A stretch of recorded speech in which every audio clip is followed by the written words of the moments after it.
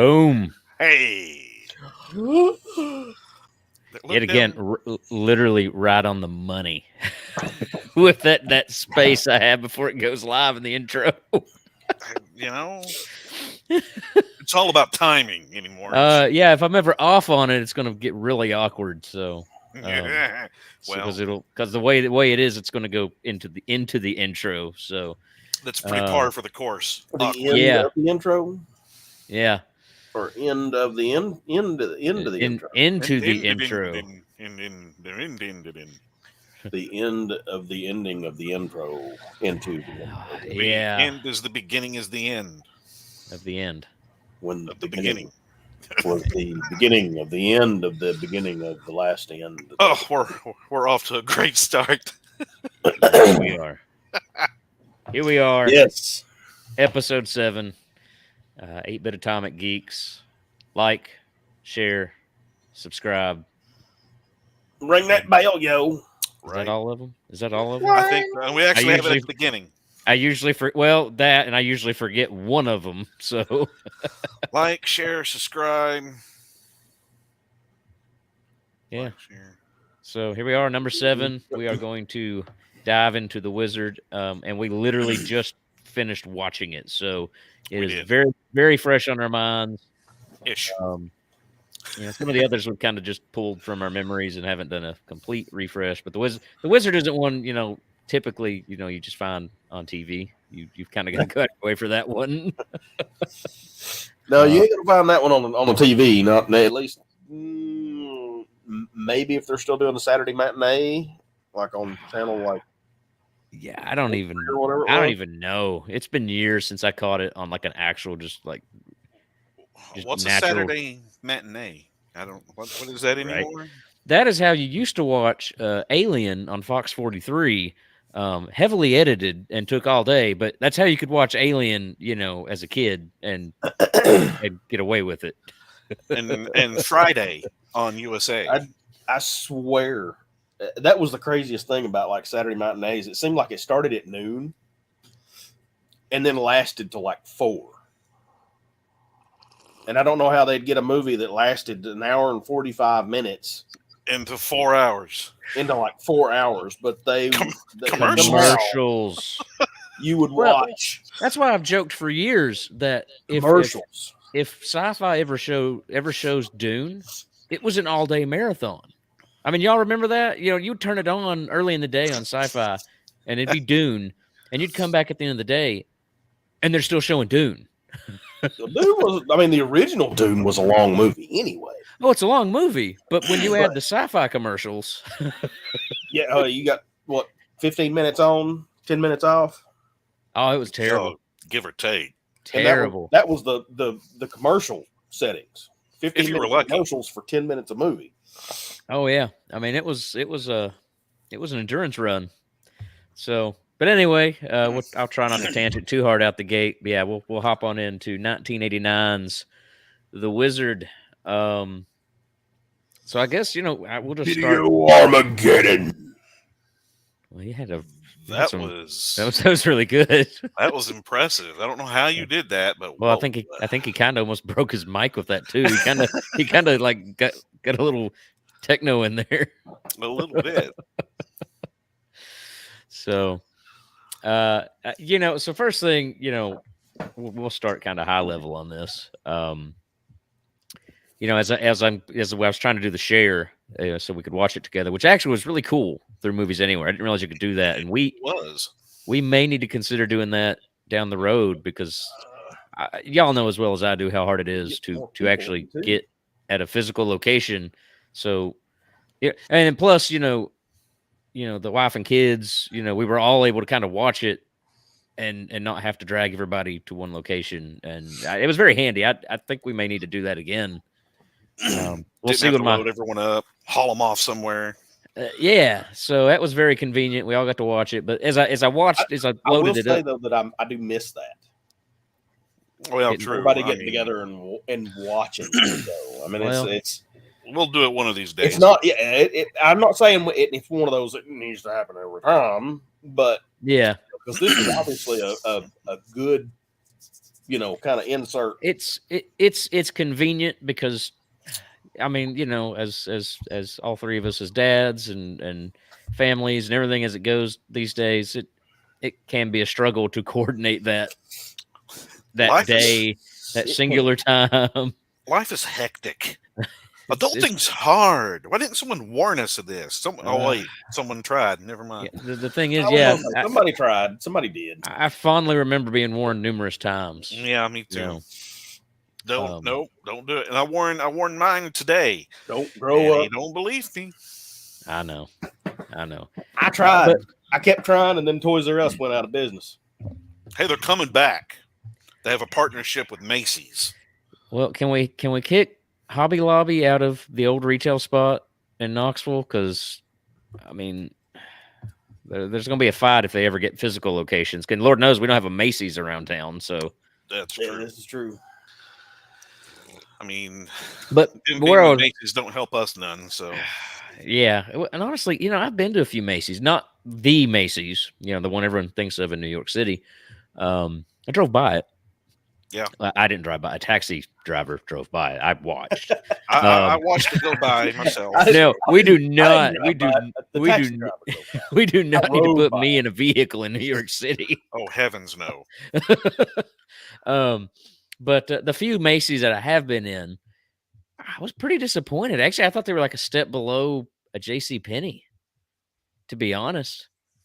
I was kind of like, this is it? This is the big Macy's? This is the big hoopla? Yeah. But anyway, one of the things that jumped out at me.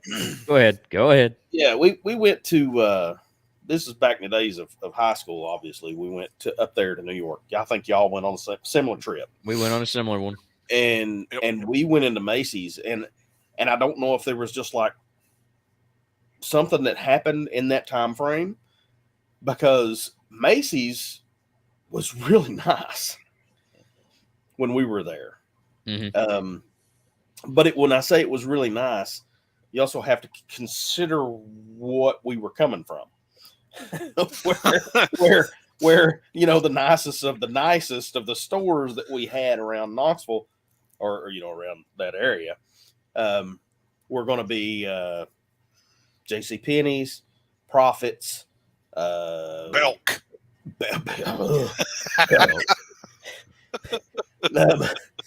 Service Dillard's. merchandise, all these anchor stores at the mall. Yeah. So we had these different stores, and they were at the mall.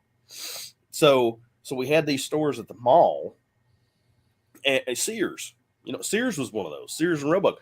But if I would say that it was weird, because it was kind of like that mixture between like a Sears, but not the hardline stuff, more the softline stuff, which was the clothing and the the housewares and domestic kind of things. It was a mixture of those two, of like a Profits or JCPenney's and a Sears. But it was laid out cooler.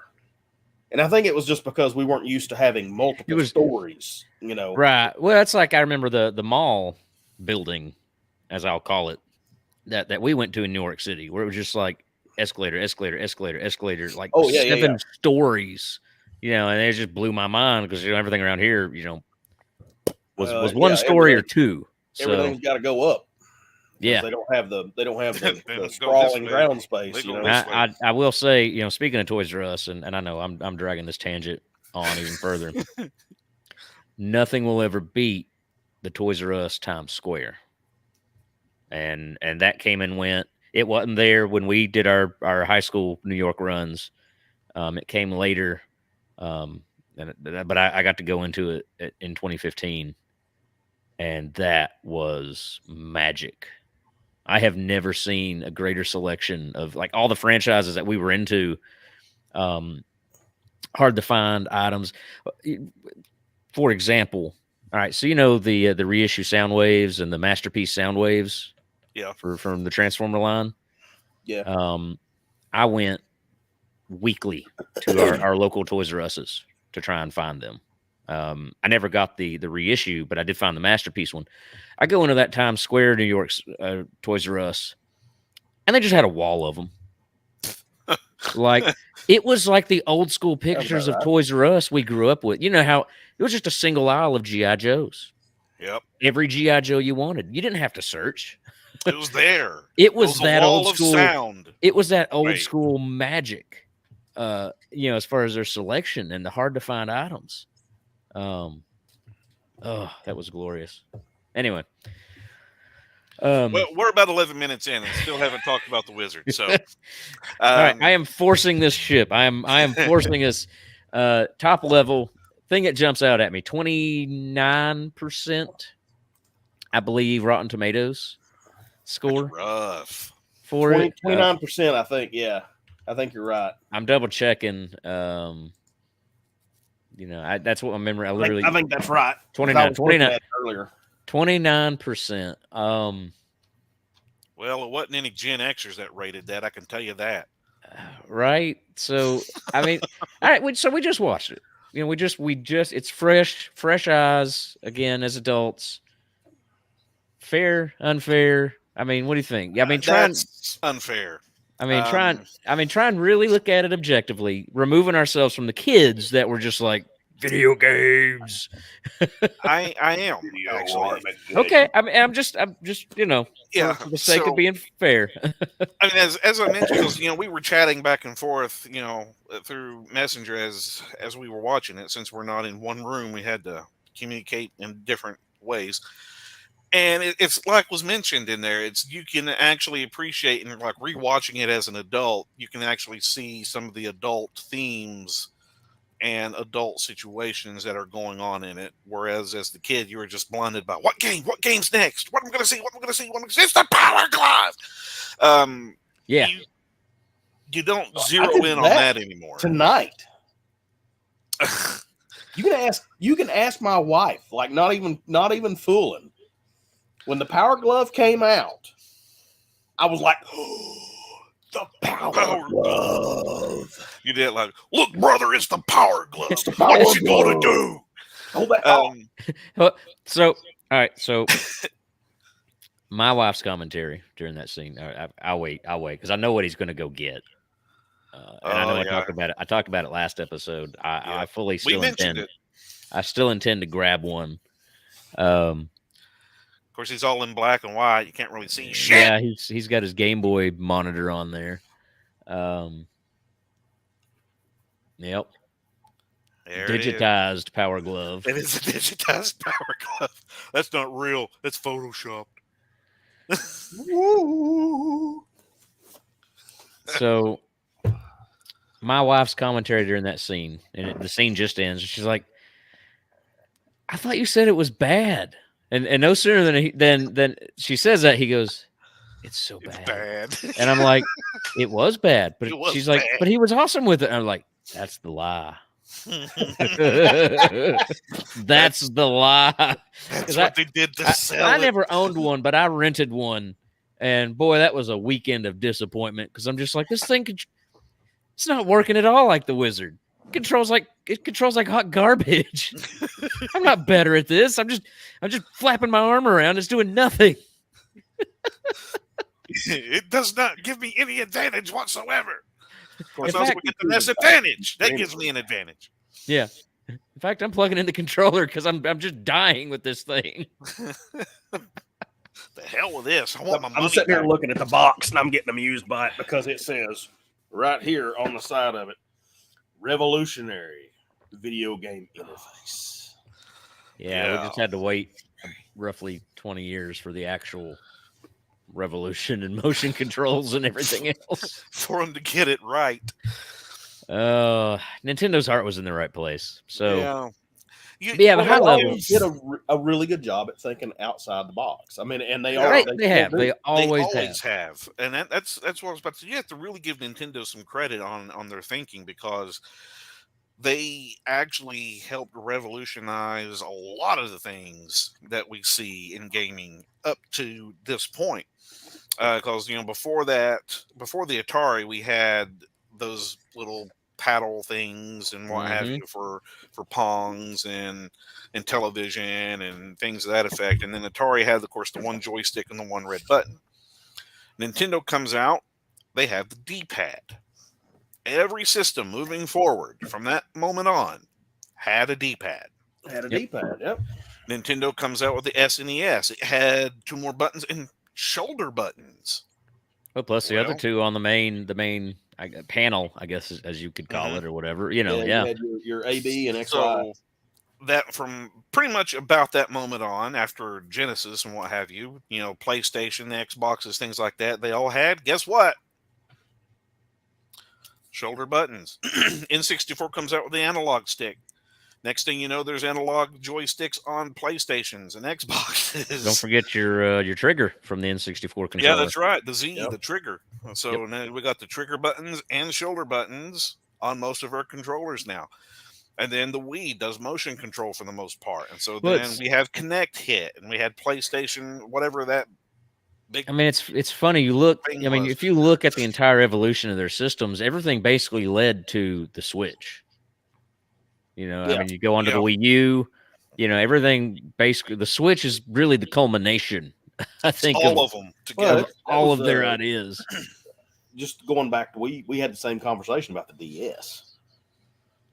And that it was the dual screen, and the 3DS, the culmination of that handheld device, plus their console, what they wanted to do, boom, and thus the Wii U, and then the Switch. The Switch, it was portable, and the Wii U. You can definitely tell the Wii U is what they wanted.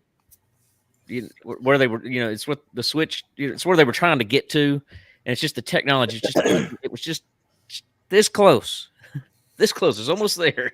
Missed it by that much. Just a few more years. So back to the Wizard. I mean, I agree. There are some pretty heavy, kind of adult topics in it. And I don't know. Funny watching it as an adult, it's like, I feel like there was more video game stuff than what I remember. Like, I feel like there was way more footage and stuff than of the games. Don't recall that many games being in it when I watched it as a kid. So 1, 2, 3, 4, 5, 6, 7, 8, 9, 10, 11, 12, 13, 14, at least 15 games made it in this movie, whether they shown it or they mentioned it. Yeah. So the running list here, and I'm going back to it because I scrolled up to our conversation to get reminders of highlights. Yeah, we kept a log, we kept a tab as we went through the movie, so we'd actually remember by the end. And I'm sure somebody on the internet has actually made a list. Most likely, you can probably go look it up. But I made my own, so screw you. Well, we reinvented the wheel. Double Dragon, Ninja Gaiden, Super Mario Brothers 2, F1 Dream, Rad Racer, and that's when they showed the Power Glove because he played Rad Racer with the Power Glove. Teenage Mutant Ninja Turtles, Zelda 2, The Adventure of Link, Castlevania 2, Simon's Quest was mentioned but not shown. Mega Man 2 was shown, Metroid, RC Pro-Am, Contra, Rampage was mentioned, Dr. Chaos mentioned, and then the coup de grace, the creme de la creme at the end, Super Mario Brothers 3. Yep. I never even heard of Dr. Chaos, and I was like, they made that up. I looked it up. Nope, sure as shit, it's an actual game. Really? Well, I was going to say, I was like, that's totally a made-up game. Totally made that up. Nope. I hadn't heard of it either. It's real. I'm not going to lie. I actually think I remember that one. Yeah, Dr. Chaos, officially known as Dr. Chaos Hell's the riddle place. Yeah. Came out for the Famicom in 1987, and then it was also produced on the NES and released in 1988. Huh. Well, there you go. So I was like, they made that one up. Nope. But, I felt like as a kid they just showed way more, and I don't know, maybe that's just the kid mind where you're just like, you just get super hyped for what you're there for, as a kid and are looking for. So everything else just takes a back seat. Yeah.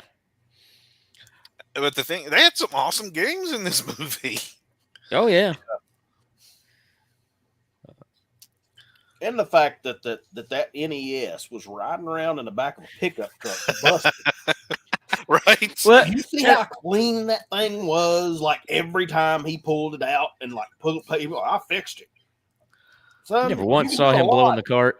Well, and you know, as I said during our live chat when we were watching it, I just love how these guys would just walk into random rooms and whatever, and just excuse me, I'm going to hook up my Nintendo here. No big deal.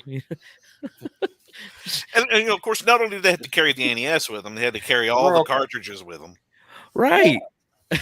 And he even had like a cool little case, like a little snap top case that he was carrying around, like 8 or 9 games with him. Yeah. And you know that this was a movie because not one time did anyone blow in one of those damn cartridges. And they just a cartridge. See, that's how he fixed it. He blew in the cartridge. That's a deleted scene in the director's cut. How did you fix it? Like this. Yep. Open the door up, blow down into the console, and then that's how you get it to work. Yeah. But those adult themes, though, and the thing is of course, you had the single dad. He's trying to cook. He's making a casserole. Burns the ever living dog shit out of it. Of course, they have a nice little fight, about the main character Jimmy, the wizard. How the dad doesn't care that he's getting sent off to a home because of his state of mind. They've obviously, and that was one thing I remember growing up. I guess I just didn't pay enough attention to. I mean, because honestly, it's taken me years to piece together, kind of really, what was going on with Jimmy. As a kid, I just never caught that. I didn't really think. I just he's a quiet kid who's amazing at games. I never really caught any of those themes until later. And like I said, I still have to kind of, because they do talk about it, but it feels just very brief how they kind of go over it. But obviously, this whole family has truly experienced some tragedy. Yeah, yeah.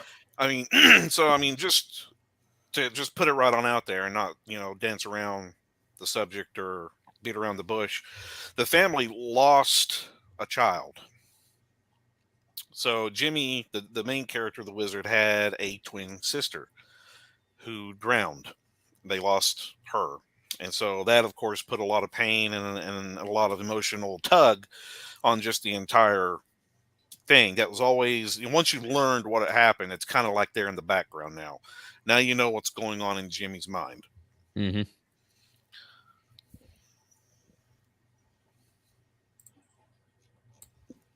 I had to clear my throat. Sorry. Oh. So it's like dramatic pause. Yeah, dramatic. It's like he just kind of stopped. It was like, was he done? Is there more? What happened? I'm confused. Yeah. And I'm not looking to go into my own history or anything like that, but I can tell you that the loss of a child is not fun. We'll leave it at that. But it caused, and it was mentioned in our chat, PTSD for Jimmy. And then I got that actually from a search. That's the description that I had read on a site. It was PTSD related. And then he also, of course, would try to do release and express himself. He would stack things and do like something structured, is the way I look at it. And that is some telltale signs of autism. And of course, on that, the kid was a video game savant. Never touched a double dragon in his life and made 50,000 points. You got 50,000 on double dragon? And and that's something that because I had read somewhere, and I don't know, maybe I'm just imagining it too. Was and maybe that was, I don't know if the intent was, like they shifted to the PTSD, or if it was intended, he was on the spectrum, or because I'd heard that they want to try and dodge comparisons to Rain Man. And so I don't know. I couldn't give you an answer on that specifically. Right. Like I said, what I'd looked at was strictly PTSD. And you do see him kind of start to unwind by the end. There's the scene later on, when he started talking He said what he wanted to do. So it's like, he was starting to I think kind of work through that. He was starting to show. He was starting to come out. Yeah. Basically. Because it was where at one point Corey, the older half brother, he just wanted to quit, just call off the trip, go home, and then Jimmy finally spoke up. I don't want to quit. I want to keep going. Yeah, so, having a good time, right? Having a blast. So they kept going. That was kind of like, I guess, the turning point of their turmoil, their conflict within the group. Because most movies, there's always got to be a conflict within the group. Always classic staple. Yeah. I mean, you still see it in today's movies. It's just like, okay, here's the thing. Here's the guy that's, he's going to do this thing that's going to have them have an argument, and then they're going to have this coming back together. And yeah. Right. Classic 101. Classic writing right there. There's your turmoil, your inner conflict. Whether it's within a group, within yourself, whatever the case may be. In this case, it was both places. Each one had an inner conflict in themselves, and they had, of course, a conflict within the group. Yeah. So, yeah, I mean, there were subjects and things going on in it that was more than just the games. Oh, yeah. It was more than just a commercial, like we jokingly like to say. Yeah, I mean, and I mean, yes. But obviously, it was a very good commercial. It was a good commercial. It was a great commercial. I mean, well, and like I said, I mean, yes, obviously, Nintendo they're going to get their plug in for it. And I feel like as kids, they're very successful in it. I mean, they showed a lot of stuff, a lot of games, some I'd never seen. Made me want to go play some of these ones that I hadn't seen. If you paid attention, because they do say the names of these games quite a bit. It did make you want to maybe go ask for that game or pick up that rental. And as I've said, a lot, in previous episodes, because this is kind of almost a culmination since we've started this show. We have talked about the Wizard numerous times. Yeah, ever since it was mentioned in a live chat that we had going. Yep. Yeah. So, we have definitely been building this one. And as I've said before, the Wizard, in my mind, validated what we did as gamers back then. Because it wasn't just a toy or something strictly for kids, and especially to see like older people in this movie playing the video games. There were adults playing the games. I mean, when you see the dad, he goes, he starts off and he's like, he's addicted and he's getting the level. He's getting the level 3 Teenage Mutant Ninja Turtles with the scroll and beating Metalhead. They almost get the Mecha Turtle.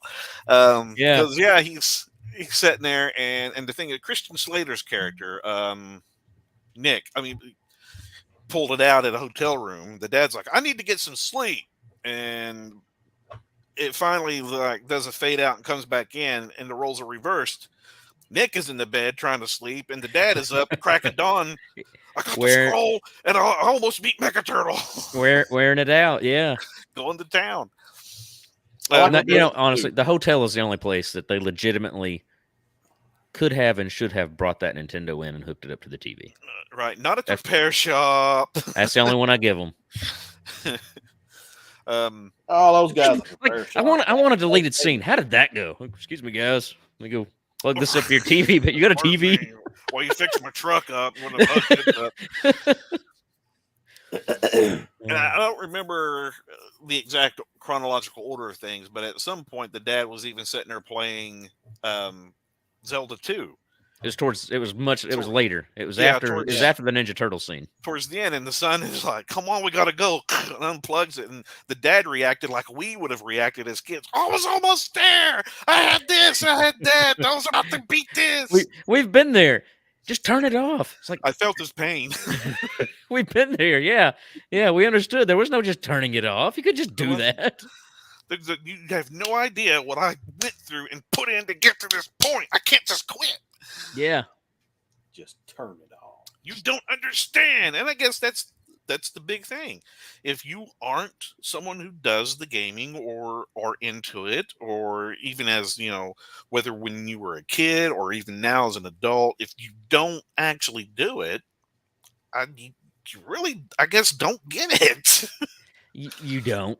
You really don't. And even still, even in today's world, where we have crossed that line of finally, like, this is a legitimate hobby, esport, and form of entertainment, you name it. There's still people out there that think this is for kids, and there's no place for video games in a grown man's life, or woman, or whoever, an adult's life. It's not. It's so much more than that now. But they will die on that hill that it's for kids, and I just it makes me thankful to have a wife that is very supportive of that and understands that that's my hobby. That's a part of me, Right. And it's not a, you need to cut that, crap, that's for kids kind of mentality. She's not ripping it off the wall or out of the TV and throwing it in a pool or running over it with a vehicle or, something to that effect, like you see a lot of these toxic people do. Yeah.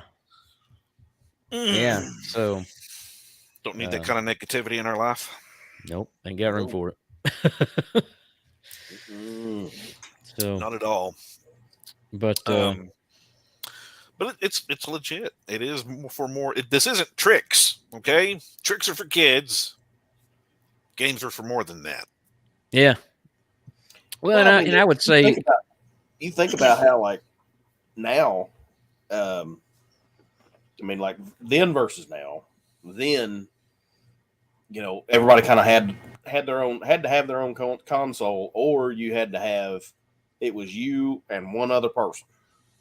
Because the NES, for a long time, you only got two players tops, and so to split it up, you'd have this kind of round robin thing where people would you go to your die and then you hand it off, and they go to the other die and then they hand it off,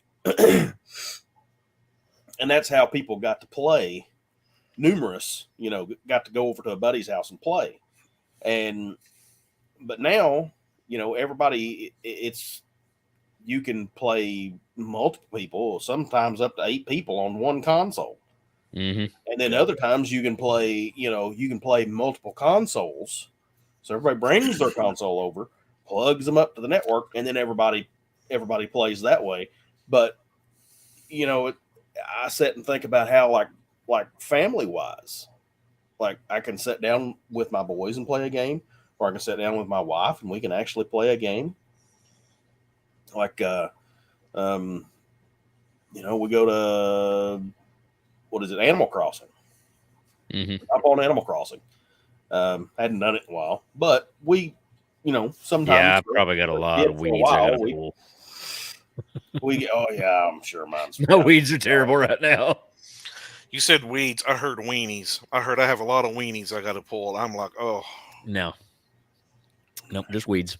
Jones. Voice. Mute yourself, sir. I'm deaf. I'm sorry. It's all right. Anyway. So, I mean, you go to the now the esports, and everybody, you got these large contingent groups of people that play. And they don't just play on, and it might not be a console. It might be PCs. So, I mean, you might even have people playing on Macs, which is crazy. Yeah, we don't play on a Mac. We don't speak of them. But yeah, let's not. But yeah, so I mean, you got people that are playing together now all over the world, different time zones. One of the guys I used to play with, he was in the Marine Corps and he was overseas, and we would catch each other, at different times of the day. Like, he'd be getting up first thing in the morning, and be late at night for me, and we'd get on, hop on and play. And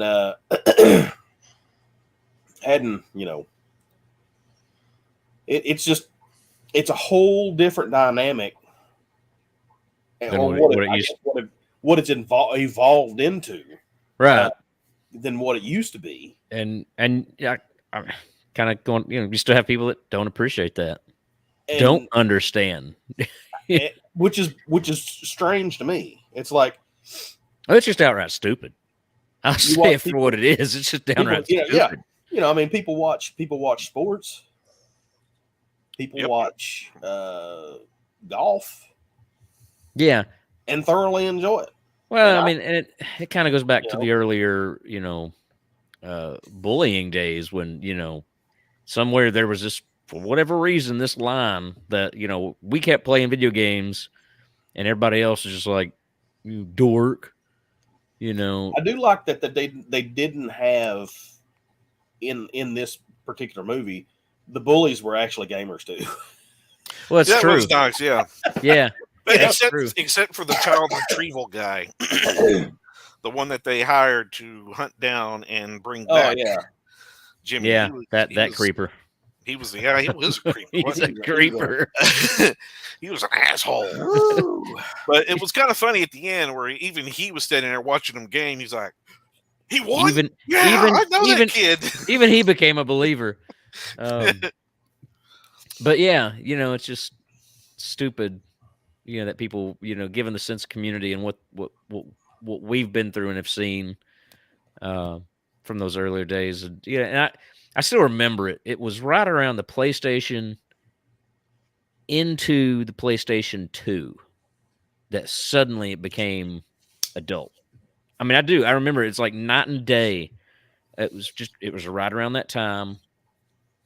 And then it just went away. And suddenly everybody was playing games and talking about it, and then it just exploded from there. But yeah, anybody that fails to see that, it's a hobby just like anything else. You made a light bulb go off, which is why I was like, because as soon as you said that whole, it was the transition between PS1 and PS2 where everyone started actually seeing it in a better light and for what it could actually be. Mm-hmm. Benchwarmers. The movie Benchwarmers. I've seen it. It's been a long time. So yeah, the baseball tournament that they were holding towards the end, the sponsor was PlayStation 2. Yeah. PlayStation 2. So I mean that movie was around that time frame, and it had your typical bullies in it, making fun of the geeks and the nerds and what have you. Yeah. Well, and that's, we'll try and wrap up this tangent and get back to the movie here. I mean, it's coming off a valid point from what we, what the movie showed and how things are and have changed and with gaming. But I can remember, middle school and being like super hyped for the N64. And having that little bit of time in the morning. You remember Channel 1? Yes. Yep. Yeah. Watching Channel 1 in the morning. You'd watch that, and they'd have commercials. And I do remember seeing some of the video game commercials they would show during that, and just like, I was like the only one. And I can still remember hearing like snickers and little quiet jabs and even not so quiet jabs.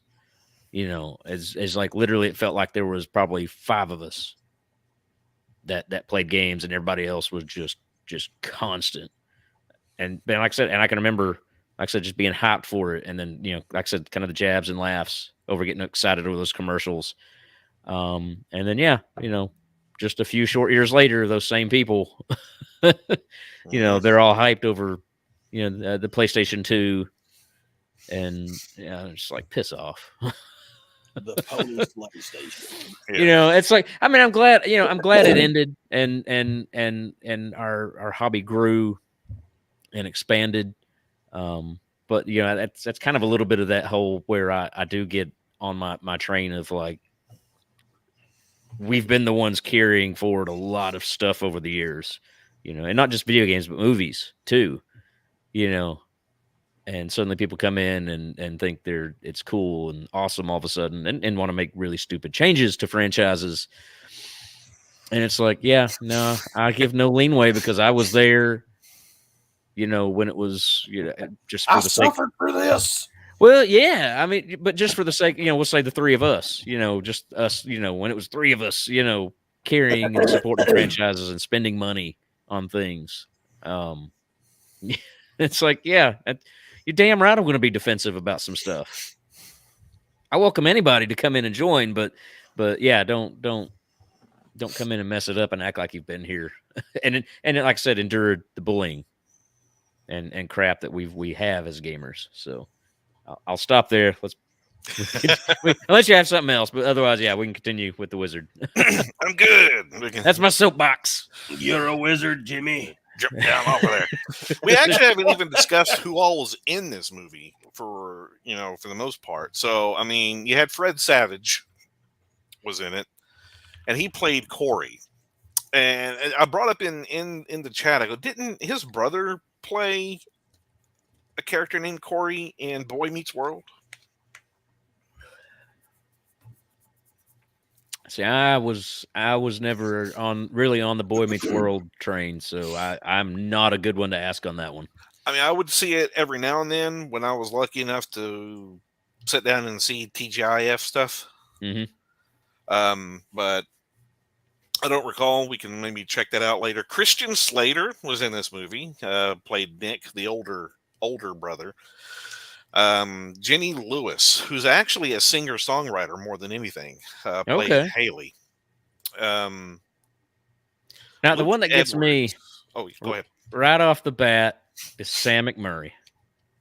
That man had a banner year. Bateman, the stepdad. Bateman, the dad, the stepdad. 89. There's an echo in here. Yeah, exactly. I'm just confirming. Okay.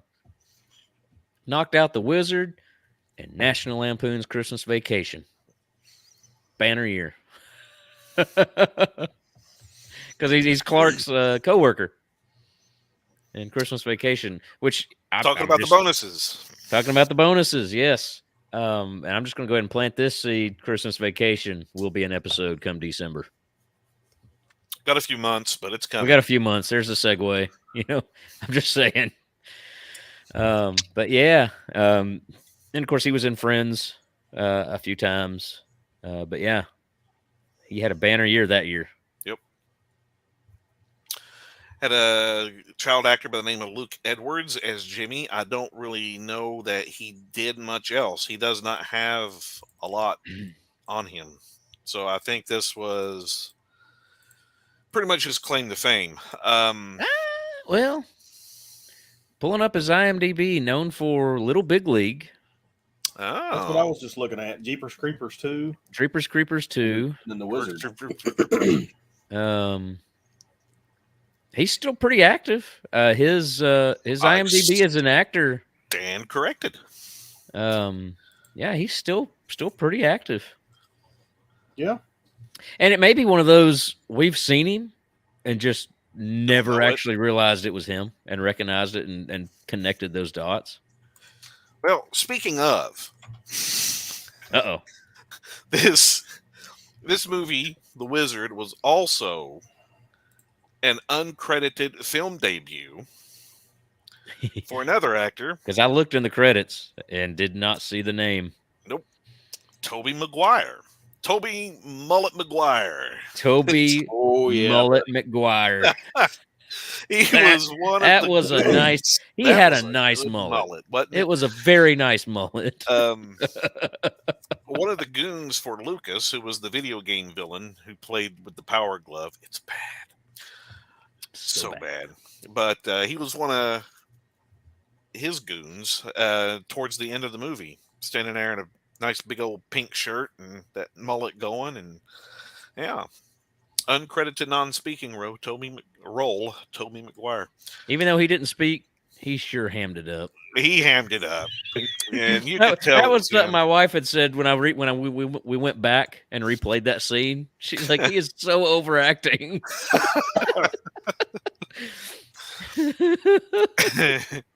Who knew that years later that little kid would be Spider-Man? Still Spider-Man. Right? Old Spider-Man. Old Spider-Man. So, yeah, of course, you mentioned Sam McMurray. And then a few people that I'm not really familiar with. So, I don't know. Well, I mean, you got old Beau Bridges. I mean, he's been a he's been a staple. He's been a I mean, he's been a staple of TV and cinema for years. He's one of those actors, and I always love like his type of actor. Where, they're not necessarily big name, but they just pop up in the most random of places, and you're just like, hey, I ain't seen that guy in a while. I know that guy.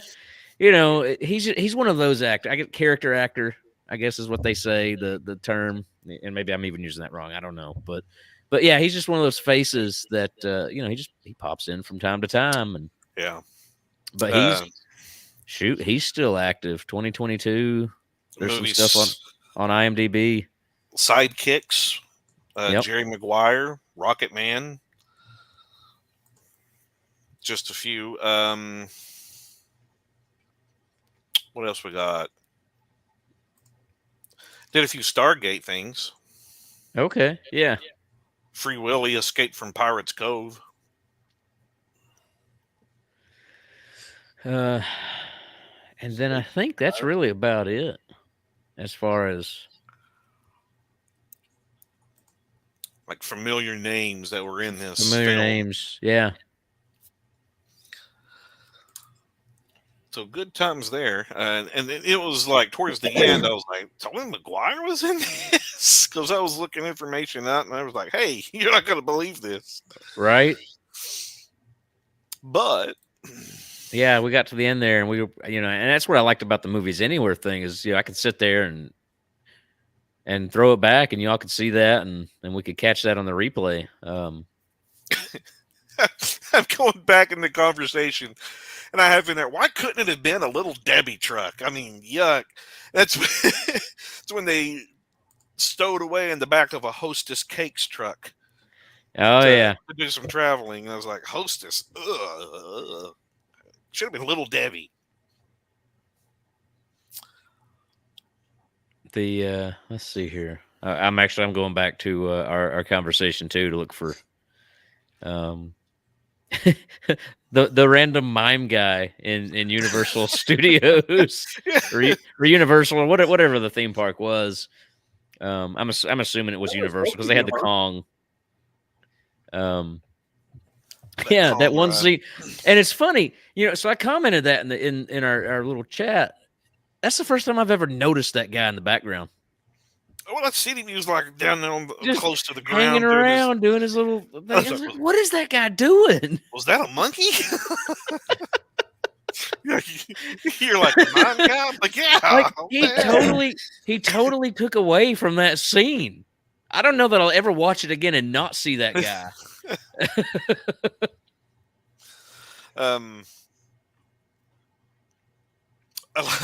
We talked about how towards the end, or towards the very opening scene, it's got Jimmy walking along a highway where he just has this tendency to just leave the house and disappear and start walking because he's got this one singular goal in mind, and that's to get to California.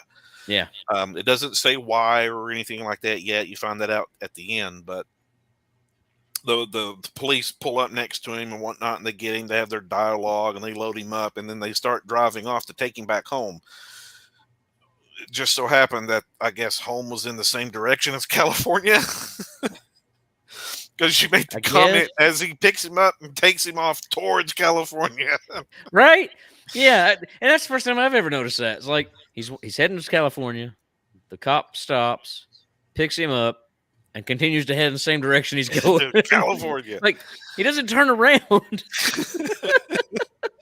So we at this point, we just kind of started picking away at little inconsistencies. I mean, by no means is it a perfect movie. I get it. But it's, it's still fun. the first game to appear was Double Dragon. They were stopping in like this diner or whatever. I don't know where they were at. Yeah. Double Dragon first one appeared. It was not the arcade version. Yep. But they were playing one of the I don't know what he's doing. I don't know. But yeah, it was one of those Player's Choice 10 arcade cabinets. It had the NES Double Dragon in it. And then it was a bus station. That's where they were at because he was trying to get the ticket. And so, you know, Corey comes back and, come on, let's go. And then they leave. And then he comes back, does a double. You got 50,000 on Double Dragon? Yeah. You get 50,000 on Double Dragon. Hell. You never played the game and you got 50,000? I can't get 50,000. Well, so that actually brings up something too. You know, that came from the era, and you don't see it anymore in games, but the era where the score was the all important, and I don't remember back then it being that relevant. And maybe it's because we were so remote as far as, you know, anywhere in public being able to play a game. And then, you know, playing games with, you know, each other, you know, I don't know. I just don't remember the high score being that big a deal, but to see documentaries and conversations around that time, I guess maybe more NES arcade saturated areas. It is. That was the thing.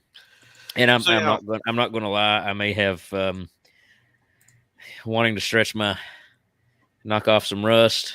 I may have intentionally practiced and dug up a really nice high score on Dig Dug on the arcade 1-up at my barbershop. Just to prove a point. Just to prove a point. I'm about to find your barbershop. I kind of get it now because I've seen it, and I'm not going to lie. I know this kid that did it, and I'm just like, I can beat that kid. So I practiced up because honestly, I never really played Dig Dug that much, and I was like, I can do this. I can do this. And the last time I went, I knocked that kid's score off by like 3,000 or 4,000. I'm sorry. I get it now. I get the high score thing now. That was primarily an arcade thing. I mean, it's people who frequented arcades a lot. The score was the gold standard. That was who showed who was best. And you got to you knew each other. You knew putting in your initials were, or maybe you put in a call sign. Maybe you didn't put your actual initials in. Maybe you put in ice or ass or ass. Or you know, I've got 3 letters. What can I ass? So the high score was the important thing in arcade for the longest, especially in the 80s, until your fighting games came out, and then it was just about winning the fight. Right. But on the home console, the high score really, I don't think matter that important. Because as soon as you turned off that machine, that high score went away. It was gone anyway. It was gone. So we didn't really care on the console. But like I said, I do enjoy that little callback to it because at the time growing up, I didn't understand it. I was like, what does it matter what the score is? I still can't beat the damn game. Right? You're supposed to beat the game, not beat the score. Right, yeah. But it was funny when they introduced a Haley character because it's at that point where they had a little bet going, yeah, I bet he can kick your ass at Double Dragon. And she's like, So they go back. They show them playing to go through it, and they're on the third mission where they're in the forest. Mm-hmm. And at that point, she had like 25,200 or something to that effect on the third stage. And I know how long it takes to get to that third stage. And so she dies, and they trade off, and then he gets just a wee little further than she does and gets 30,000. But we don't see him score no 50,000. Right. So yeah, 30,000. Ninja Gaiden, where they're a little bit later, they were playing Ninja Gaiden. That was the next game that showed up on the dining room tabletop. And so that was totally engineered for that scene. Because when I realized, okay, he's playing this on a tabletop, I was like, what tabletop had Ninja Gaiden? And they peel it back, and it's just like, oh, they totally designed that around that scene. I don't remember a tabletop Ninja Gaidens, or I don't know. Maybe were there tabletop Player's Choice cabinets? There may have been, but it wasn't really marked in that scene. Pizza Hut have those? I mean, I don't know. I can't say. I mean, I'm going to Google it. We'll see if Pizza Hut had some. A lot. There was a lot of Pizza Huts that I went into that had tabletops. They didn't have. Yeah, but they were mostly like Galaga or Pac-Man or. Google's giving me. It's not giving me great results. I mean, what I remember from the tabletops is like what's sitting behind me here. The arcade 1-up. It's arcade 1-up Miss Pac-Man. And that's what I remember from the tabletops. It was Donkey Kong. It was Pac-Man. Galaga. Those are the tabletops I remember. It does remind me. And one thing I liked about this movie was like every little mom and pop place along the road had an arcade. Yeah, and that was something I do remember from back then. I mean, everywhere had that, and it was just, I miss that. Yeah. And I know it's a different world. Why would they do that? Why would they have that now? Everybody's got different devices. That I know that era's gone, but I miss that. I do. Yeah, I mean, just try looking for an arcade. Oh, I know. The closest you're going to find is something like Main Event or something, something similar to that. And it's cheap. It's hollow. It's like you go in, you play these games, but it's just, you swap your little credit card, not an actual credit card, but a little card with credits on it. Yeah. You reload with money. Tickets are gone. Because now they put your score and all that on the card, so you don't even have the tickets anymore. It's hollow. It just doesn't feel the same. Because I've done, like the Main Event, the Dave and Buster's, the places like that, and it just the feeling's gone. Yeah, and maybe also missing a little bit of the grease covered controls. Even if you didn't do the card, or just regular money, going and getting the tokens. The tokens, even just something tokens. This is where we perfected our skill of being able to feed crumpled up dollars and paper money to machines that would then spit out metal discs. Originally quarters and then tokens, but yeah. I've still got a few Aladdin's Castle tokens somewhere. I've got some from a couple different places, but I think I actually have some from the Celebration Station. Yeah, I think they're a piggy bank. But piggy bank. It does. This movie does just. It makes me yearn for that bygone era. And even when they get to the tournament at the end, it just still felt like just, I don't know. It doesn't exist anymore. And maybe that's a little bit of a con of the connected world now. And you don't get together. You don't see these things like you used to back then. I mean, I've read in later years, and obviously where we were, we didn't hear rumblings of like the Nintendo World Championship. Yeah. It wasn't and obviously that's what. Yeah, I never heard of it. Found out about it later through documentaries and stuff, and just reading online. And obviously that's, and as much as Nintendo had to do with this, I don't know why they didn't just go ahead and call this the Nintendo World Championship in the movie. I mean, because that's obviously what video Armageddon is supposed to be. Yeah. You know, it's the equivalent of that. I will say the closest I've had, and really, I guess, kind of trips the nostalgia. Hang on, I'm looking to find exactly what I'm looking for because I can't remember the name. Carry forward for a second. I'm having a dig because my memory is failing. Well, while he's digging, Please, yeah. My memory has petered. It's petered out. So yeah, Ninja Gaiden was that second game that they showed on the movie, second one completely, and they were trying to upplay his skill, how good he was, what kind of savant he was. Where she's like, he's played all this time and hasn't even taken a hit. And the thing is when she says that, you can see on the screen he's got 3 health bars missing.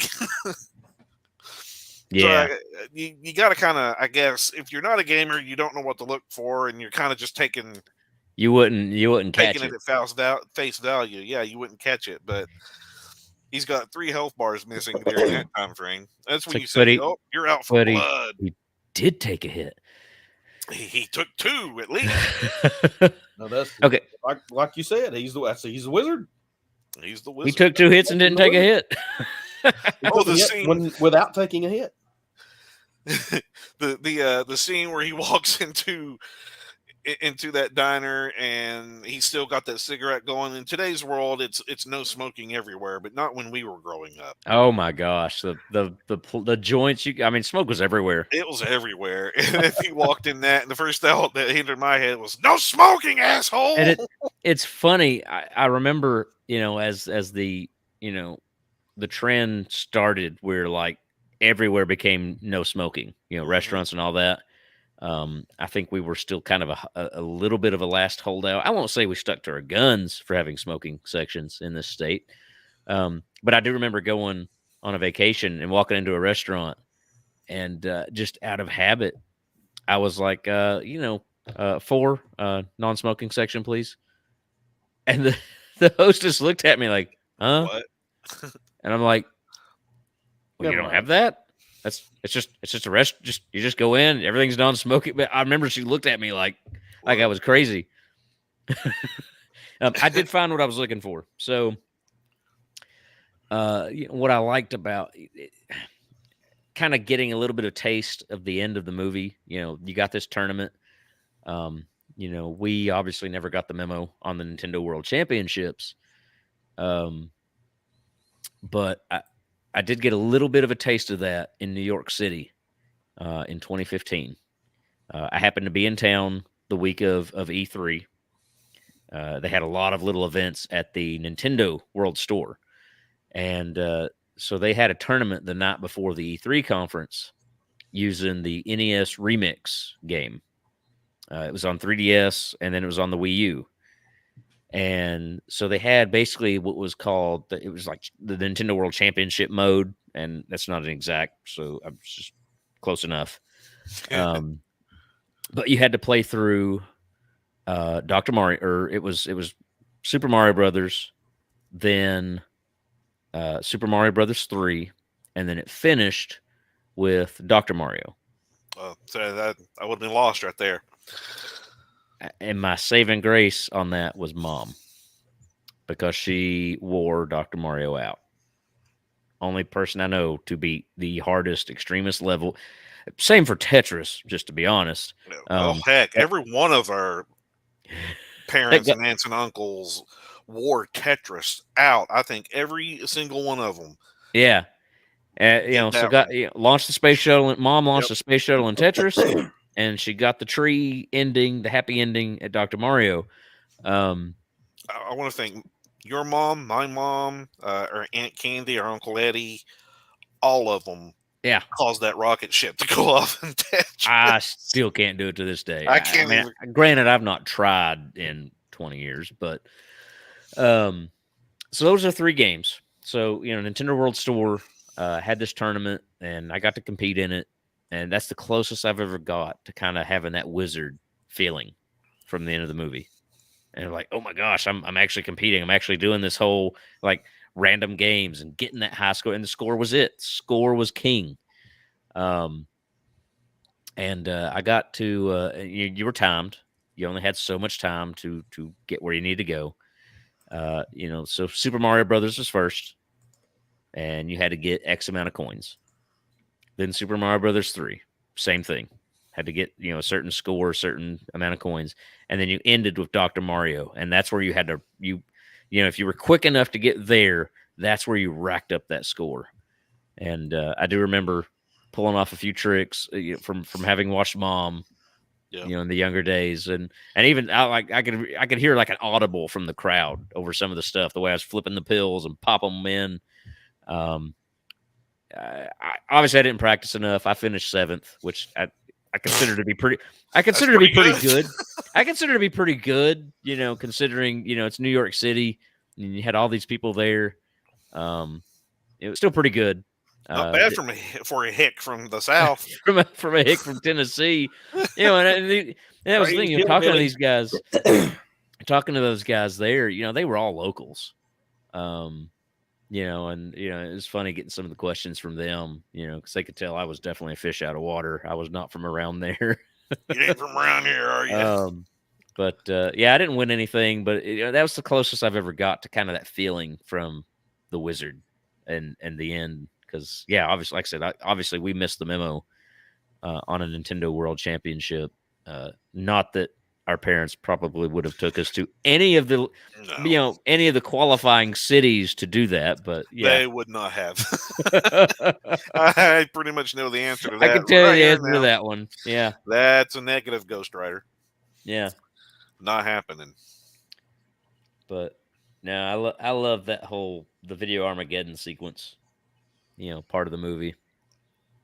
You got obviously the surprise, the big reveal. And I know you talked, in a previous episode, I guess it was in the trailer, Mario Brothers 3.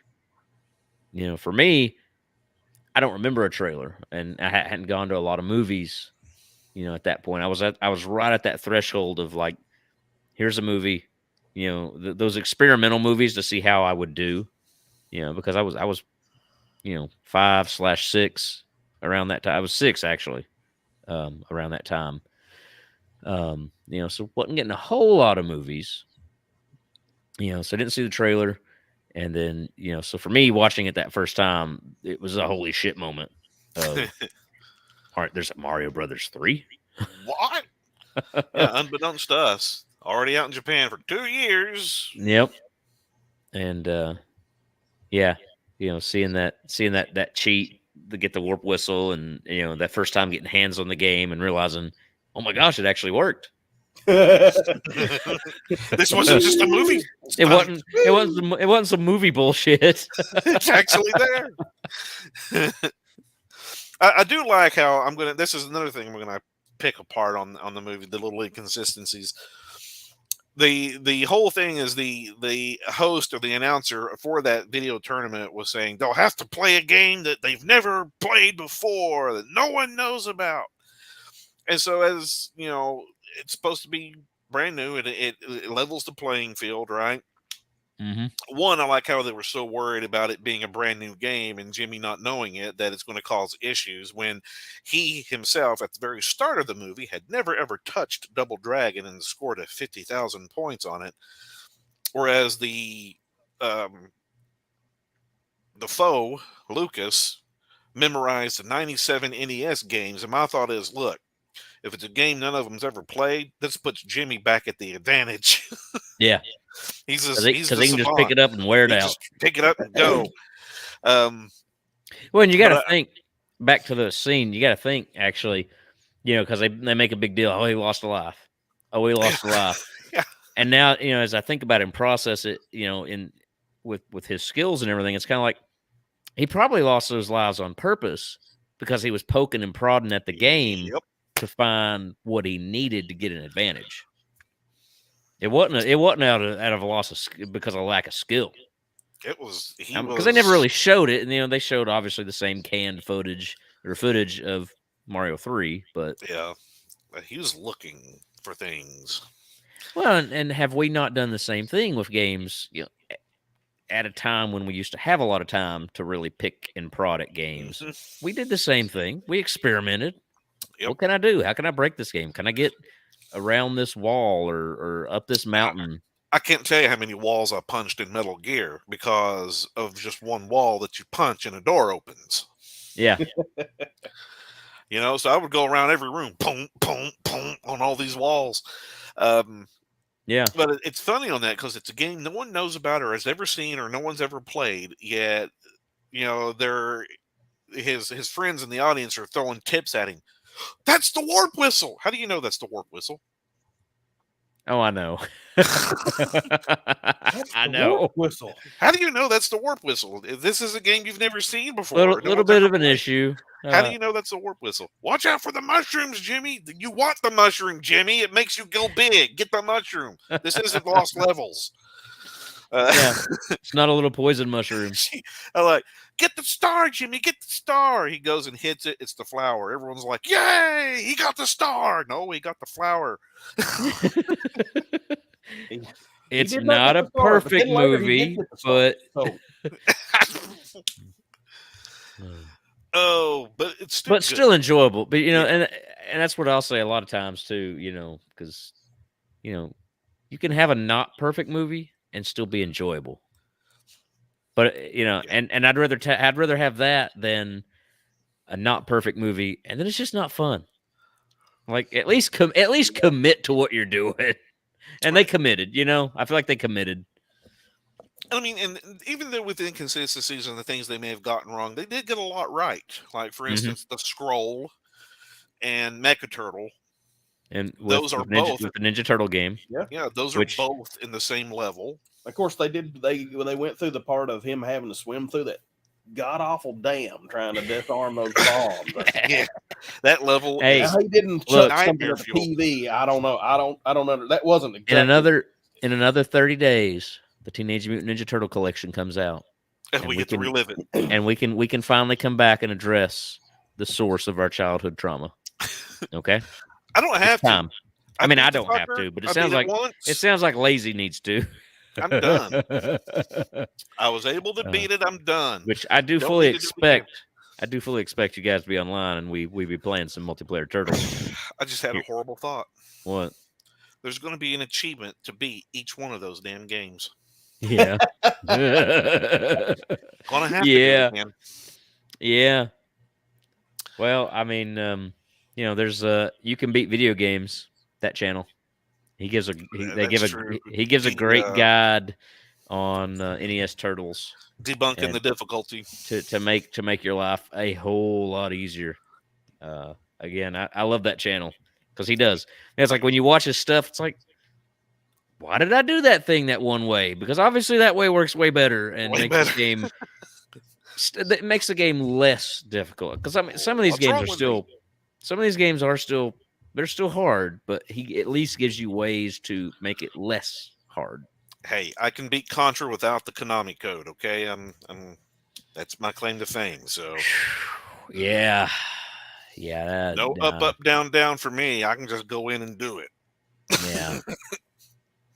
My problem is I'm too fast paced. And I don't know how to slow down. Yeah, I can't. I immediately slap that code in. Give me the 30 lives. I'll admit it. I'll take it. I did it. I'm at a point where we're talking about how his stacking thing is you know, one of the tell signs of autism, and it's where I mentioned that my son actually has some of the same mannerisms, though he's not stacking stuff. He's lining up his cars and trains and transformers and things. And the thing is the lines that they're in, it's like they'll go from the smallest, and you can see they just get bigger to the biggest. You're right, and he'll do that, or he'll line up all of his race cars to do a race, and they'll pretty much go in that formation. But so it does kind of come back and say to me that there was some autism going with the main character. Well, and that's kind of where I said, you know, I wonder if they made a running change in the course of this to avoid the Rain Man comparisons. Yeah. And I've heard this movie described as Rain Man with video games. So I don't know. Like I said, I don't know. I don't have anything to back it up, but I do wonder if that was a running change, truly a running change to avoid that. And then so later on, you know, they maybe changed the script and did the scenes to explain the, you know. Yeah, it's possible. I don't know. I don't have an answer. Just purely theorizing. We need to get with Minty, who does the 10 things you may not know about such and such. Have you seen his channel? Mm-mm. So yeah, look him up. He does a lot of things. 10 things you may not know about Beetlejuice. You may not know about Ghostbusters, and he goes into and digs and researches. Would be a fun episode. It would be a fun episode. We come for your daughter, Chuck. We ought to. So we ought to plan out. And I'm sorry, but we ought to plan out like the month of October, and just have a blast. And we'll just go ahead and pencil in Beetlejuice. Beetlejuice, Ghostbusters. Yeah. Sorry, keep going. Hocus Pocus, maybe? I don't know. Yeah. Goonies. Hocus Pocus 2 hitting in October. I'm not going to watch that shit fest. I'm going to. I have to. I am getting the worst vibes from that. And I just don't trust Disney. I just don't trust Disney. I'm going to do it. I'm going to do it. I'll bite the bullet for you. How's that? Take one for the team. Like I do with some franchises now. Hocus Pocus is a single movie effort, and that's it. Oh, it's about this point as well that we're talking about. Spanky went in there and won $400 for him, and he got $10 out of the deal. $10 out of it. There's something wrong with Spanky. Poor Spanky. Poor Spanky. Well, she's another character actor that has randomly popped up over the years. You know what I mean? Yeah. Frank McRae. Yeah. Oh, poor Spanky. But so, all right. So here's random thought on. You get to the end of the movie, and God, I am terrible with names. Hang on. Bob, Tom, Carl, Tanya. Frankie. You get to the end of the movie, and you have Haley. Haley, I was getting there. Head canon. Do they adopt her? Like, I mean, you get a little bit of her story throughout the movie, and it's like, does Haley just go live with them now, and that's it? I'm confused. They take her home because I mean, it alludes that she has parents. She has them, but it's just like she's just roaming the country. I mean, her mom has a gambling problem. That's free-range child rearing. They're tactical. You don't question it. I'm sorry. I just like headcanon. What do they do with Haley? Her dad is a trucker, so he's probably on the road always. Yeah, she's just in the back seat smooching, both boys. Right. Hey, she's not in the back seat. That hussy. Well, the back of the truck. The back of the truck. Back when you can ride in the bed of a truck. Exactly. Down the road. Now I was wondering because I'm just going to go out and say that we had an S10 that was about that year model. They wasn't seats in the bed of that truck, and there wasn't seat belts back there either. You noticed the seat belts too. Yes. I noticed that as we were watching. Well, here's the other kicker: is all through that movie, that seat and those seat belts weren't in the back of that truck either. Yeah, until the end. That was a modification by those. That was those guys in the junkyard. When we get to where we're going, we're going to have to haul more people in the truck while we're putting it back together, and Dad's in there playing, Zelda 2 or whatever. We just, we'll go ahead and throw a seat in the back of this truck. Put some seat belts in it. That was an on-the-fly modification. Yes. You're going to need this later. You know how I know? It's in the script. It's in the script. Plot armor. Old grease monkey man back there putting stuff back together, helping him out. It's just like, we can make this truck better, sir. And multicolored. We done made this thing looked like it's built from like 14 different trucks. You want to go ahead and throw a big old land yacht that poor truck. back into this dude? Well, I mean, he wrecked the shit out of it though, hitting the villain, that child hunter that they hired to go after Jimmy. You mean the pedo? The pedo, yeah. That dude was giving pedo vibes so bad all through the movie, and this is the moment we kind of made the comment, Dad of the Year, he was a good dad because he took that truck and just plowed right into his vehicle. Segue into something else. The kid Lucas, the jerk face, where he tries to get that guy. He tells, "Hey, he's right here. He's right there. Get where they're at." Yeah, he's got Toby McMullet with him. Bullet McGuire. That dude is actually, if you look him up on IMDb, I think what was his name? Jackie something. Hold on. Jackie Benson. He's put on 10 years probation for child molestation. Oh no. It's not funny. So it's not funny. But he's on a sexual predator list now. His bad. last credited film was Law and Order in '96. Law and Order. That's when he was tried and convicted. Boom, boom, boom, boom, Yep. boom. Dun, dun. Yeah, I was sitting there looking, and it was like it had. What was it? So now we truly know who the real villain of this was. Yep. He was just trying to help a fellow pedo. I guess. The bad part about it was it's under the IMDb page, and this is what's even better is under the IMDb page. It's basically told to you by trivia. It says trivia. In 2004, Vincent was sentenced to 10 years probation for child molestation and had to register as a sex offender. Well, it wasn't on the wiki because he don't have a wiki. Yeah, it wasn't on the wiki. We should make a wiki. Put in there. It was in the wizard. But He's a convicted pedophile. Nintendo Power Kid with a power glove apparently was putting his gloves on underage children. No. Boo. Boo. Oh, man. That's just a little nugget there, just a segue right into that. I saw that earlier, and I was just like, no, I'm gonna save that. I'm gonna save that. And it's the irony. You have waited all episode for that, Jim. I did. It's the irony that makes that funny. The situation, not funny, but it's the irony that makes that funny. Well, I mean, you had.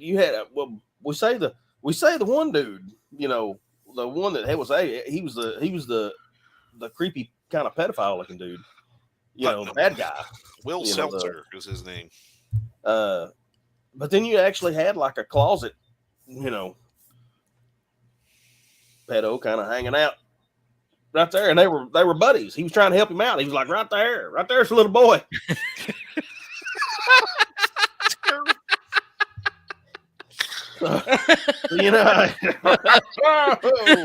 Right there's a little boy.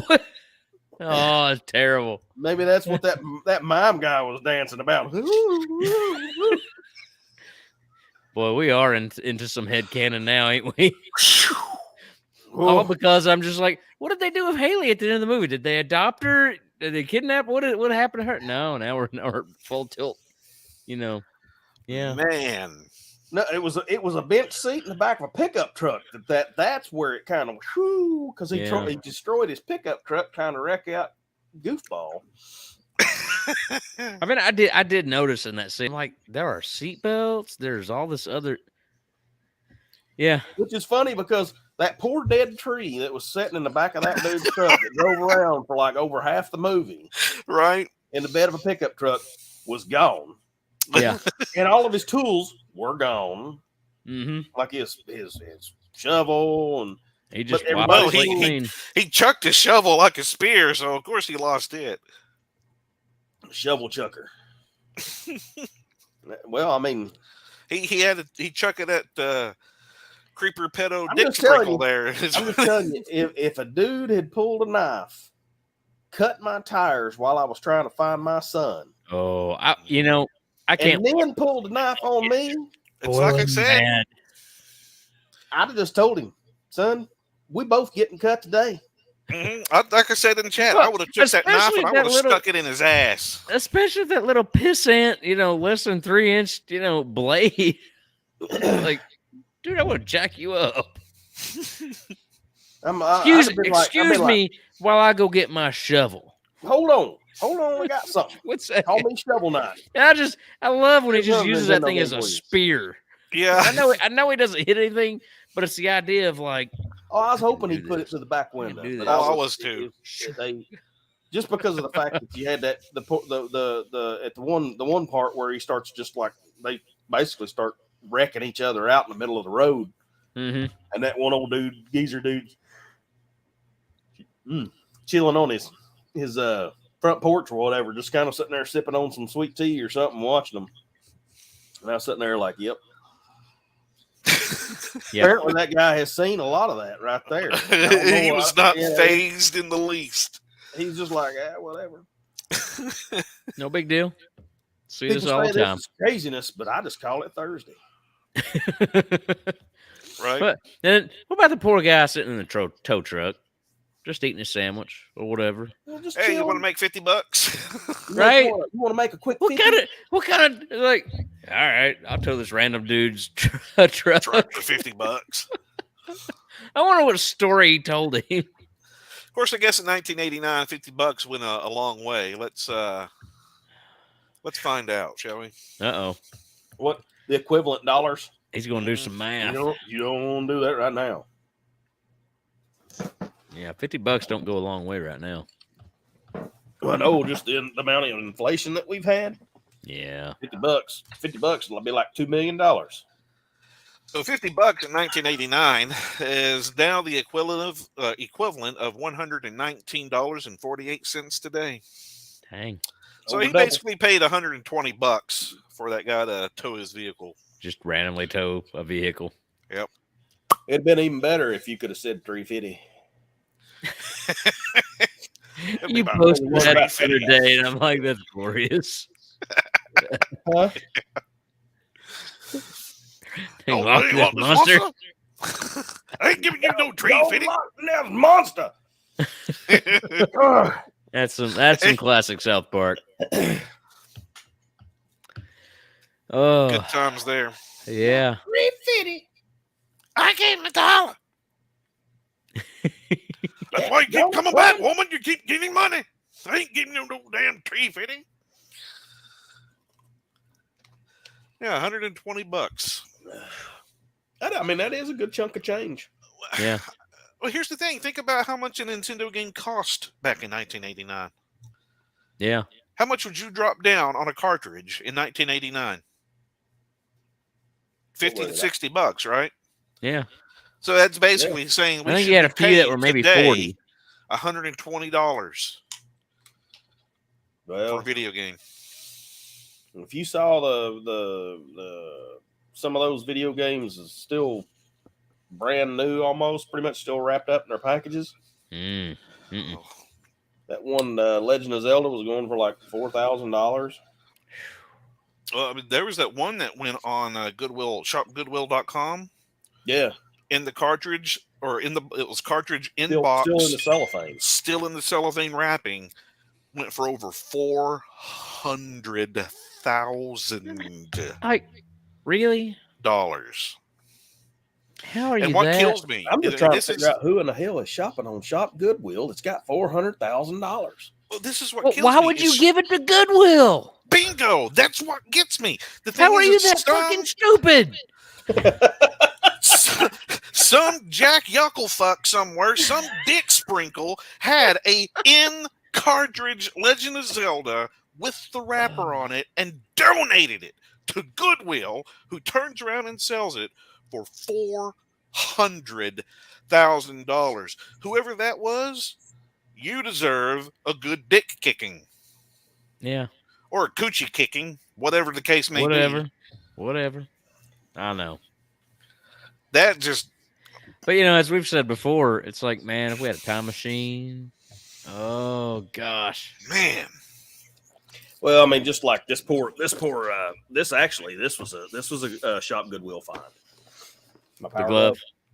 Yeah, and you can't really tell, but the box is all sorts of jacked, kind of boogered. Jacked up. It's pretty jacked up. That's what I was telling the missus earlier tonight. I said I really want to get to. I really need to just bite the bullet, and I even said it. I think in a previous episode, I really need to bite the bullet and get me a glove because I want one, as you know, to collect as part of the collection. But I just need to bite the bullet and get one, especially before they go up any more in value. They're not horrible, but they're definitely pretty high. You can't see it, but right here on the box, I never noticed it before, but it says lightning bolts for effect only.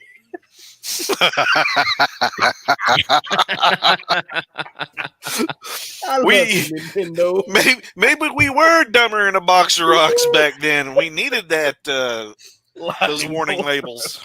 There was that one I have the power of God. There was that one kid somewhere that's like, I ain't got lightning bolts. This is bullshit. Power. So which button is it that I basically burn my house down with it? Which one of these can I use to zap So what daddy? you got to do is you got to clip the end that plugs into the NES and separate your wires, and then plug that into an electrical outlet. Straight into an electric outlet. Yep. Just straight in. That is ill-advised. Do not do that at home. I want to do the responsible thing. You know, please do not take that as any sort of suggestion for any electrical. Yeah. One more time. We are not electricians. Not do that. I mean, technically, not technically. I am an electrician. Non-practicing is how I like to put it. You went through the learning. No, I still have an active license. How? They don't require CPEs. I pay them money and they give me a license every 2 years. Here you go. Kind of like just going and getting your license renewed for driving. You don't have to redo the test. They just, here's money. Okay, here's your license. I mean, it's not like some of my other certifications where I got to watch, 40 hours of fucking webinars every year. Thanks to COVID. Yeah, I've got to watch webinars to get my continuing education. Ugh. Well, that's just if you're just trying. I mean, that's like some of the nicer ones you can actually get through working. Like you just have to prove that you've been working, right, doing something. But then there's others where it's like, no, but he hasn't. Make you do some schooling. Not as an electrician. We're going to make you do some watching some videos and stuff, and then some actual practical, like hands-on type stuff. And then and then we're just going to charge you a bunch of money. Yeah. Oh, hey, if you want a black label, remember we were talking about black labels? Yeah. On the last episode, they got Popeye on Shop Goodwill for $9.99. It's just game only, but I remember Popeye.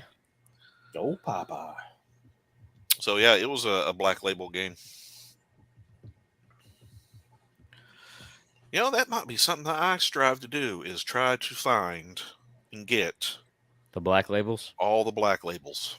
There you go. I really need to try to get out of one of my I need to get my SNES and my NES and get them out and clean them up and make sure they still work.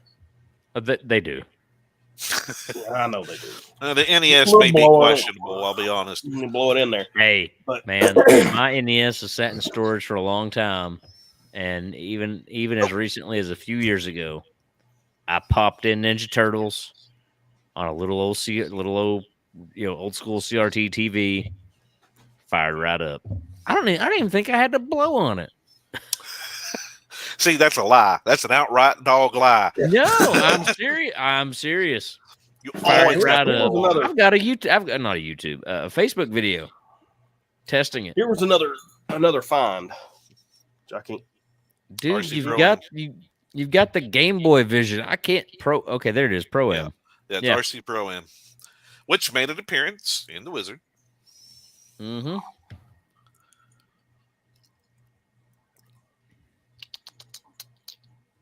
Yeah, Which it's not in the cellophane, but it's still in the box, and the box is actually in pretty decent condition. But it actually came with the obviously the game cartridge, but it came with the some of the booklet too. Yeah, I was able to find my Super Mario Brothers instruction manual. I still have it. I was like, what?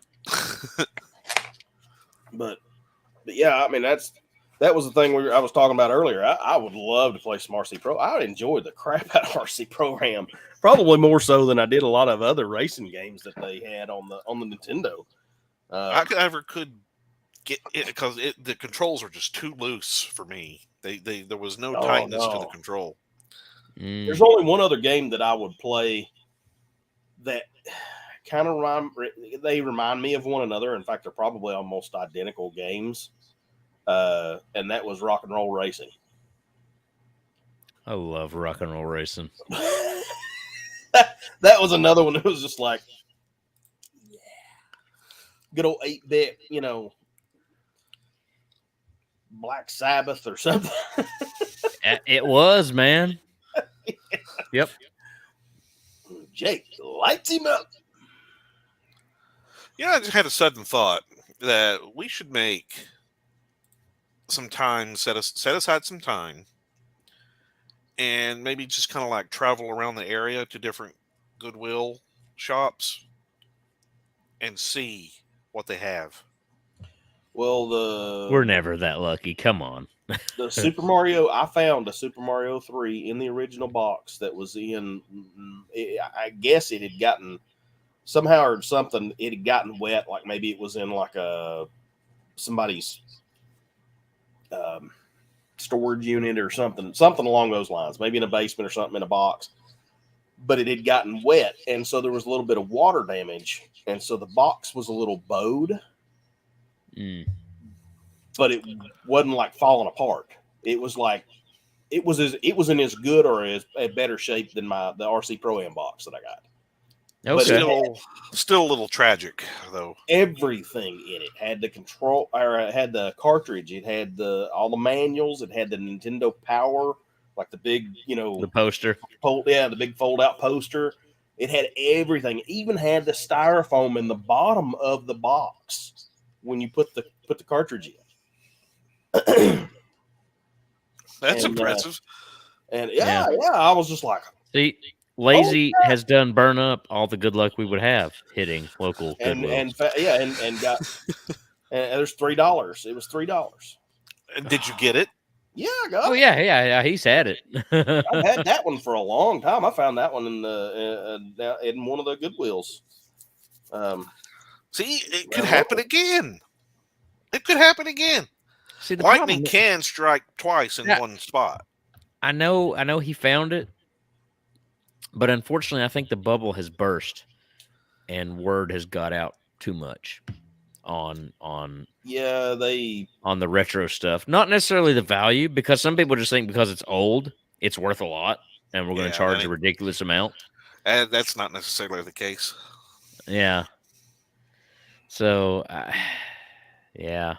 Unfortunately, the bubble, I think, has burst, and it's just like there's no finding good deals anymore. Here's a Dick Tracy with the box and the instruction manual. Currently at $40, but I'd pay that for that.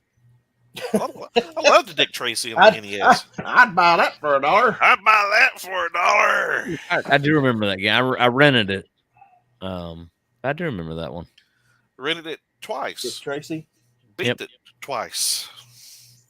I don't know if I remember the game. I remember the cartridge, the art cover. Him in his big banana looking hat. Yep. I'm trying to think what the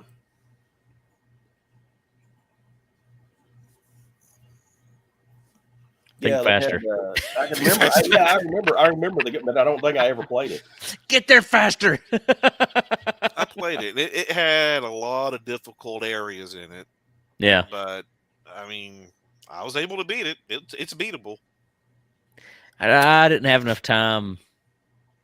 I mean, I played it, rented it, but I didn't get that far in it. I may have got far in it. I just didn't realize. But yeah, I didn't. That was one I didn't beat. It looks like they've got a lot of. Well, they got Battletoads.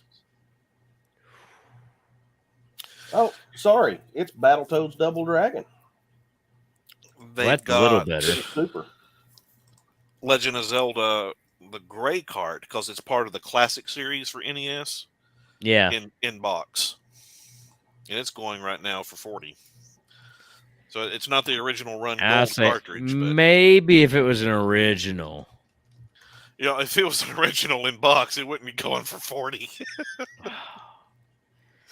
It'd probably be going about $400 right now. I think all the boxes I've thrown away. I know. I could kick myself. Well, they were selling boxes on there one day, and they were going for $20 or $30 each or more. Good Lord. And it was just a box. And I was like, yeah. Is there anything in it? It's like, no, it's just Hey, box. there is a crowd that'll go nuts for even a box. Yep.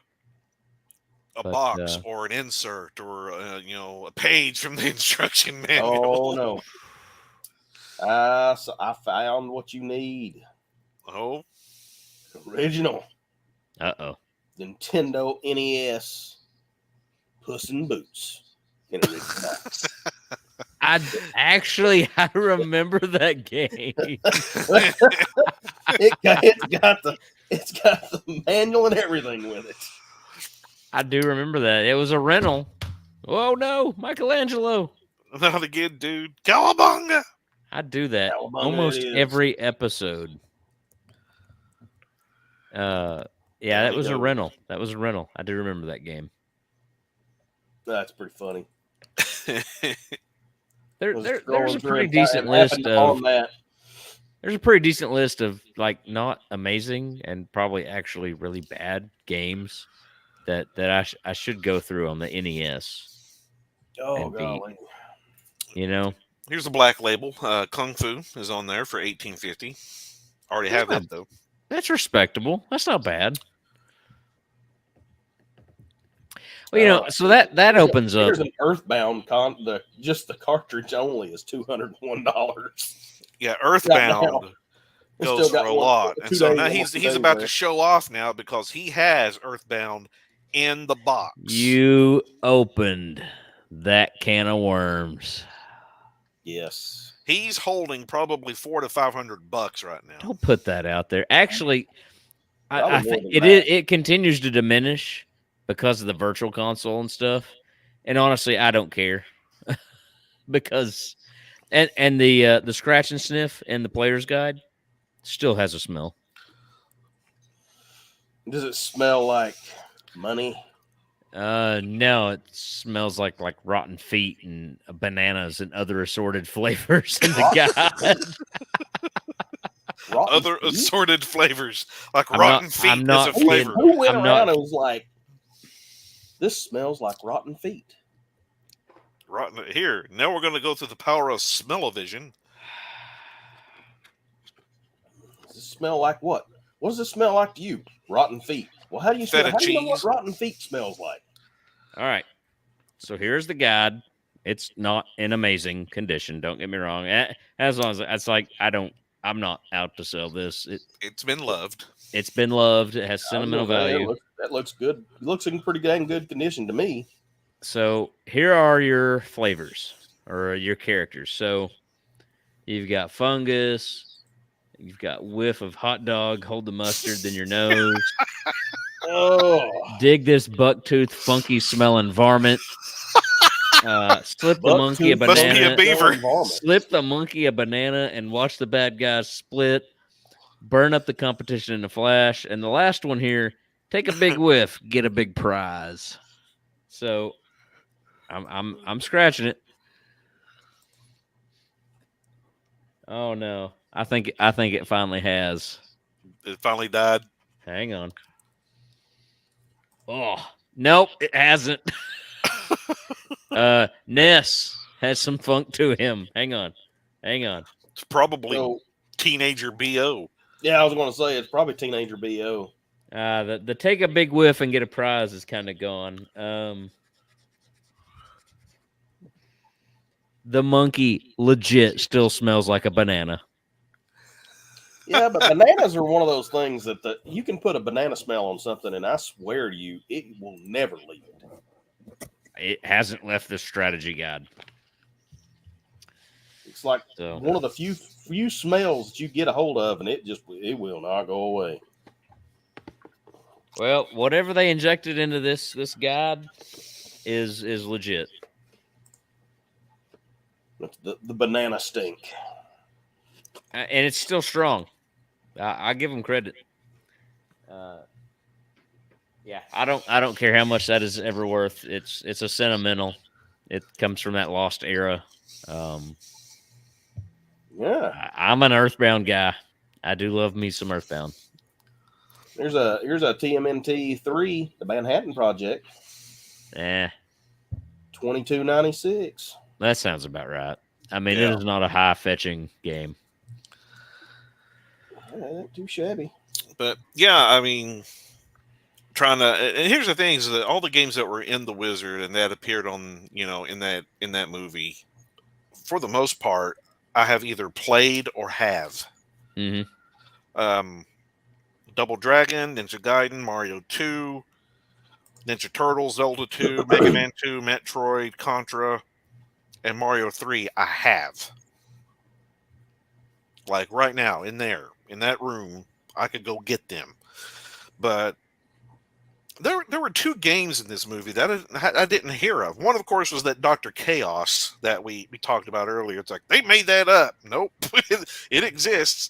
F1 Dream. That does sound familiar. I hadn't heard of that one. That one does sound familiar. I can't say that I've played it, but the name is familiar. Yeah. Yeah. But most of the games in the movie, though, I have played or own. Castlevania 2, played it. Don't own it, but played it. Rad Racer, played it. I can't wait to do a Castlevania episode. Oh, there's so much Castlevania. And that's going to be one of those, like, do we break it down? You're going to make me play through some Castlevania. Pick singular titles, pick the franchise as a whole. I mean, we could do a whole series on Vania. Do we do them chronological order by release or chronological order by story? and obviously we've pretty well left the Wizard at this point and dove on into nostalgia and other things. To kind of look at, it's like we could do some series. Castlevania would be a good one.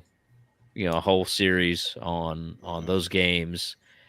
Not even just strictly video games, but as I've rewatched a lot of Cowboy Bebop here recently, we could make Cowboy Bebop a multi-series, multi-episode chain. Now, I will have to admit, if we start getting real heavy into things like anime, I am going to start getting lost. You're going to need a little bit of a refresher. Not only a refresher, I might just need a complete. This is the first time I've ever watched it. Because anime, I enjoy animes when I watch them, but it's not something that I just pursued. Right. Well, I mean, honestly, I'm not that far removed from that either. I have a very short list of series that I absolutely love and rewatch. But there's a lot of new anime that I don't watch. I've never heard of. Couldn't tell you a thing about it. I watch way too much. You've always watched way too much. No, I mean, I'd say if we dove into anime, it would probably be the stuff you're already familiar with.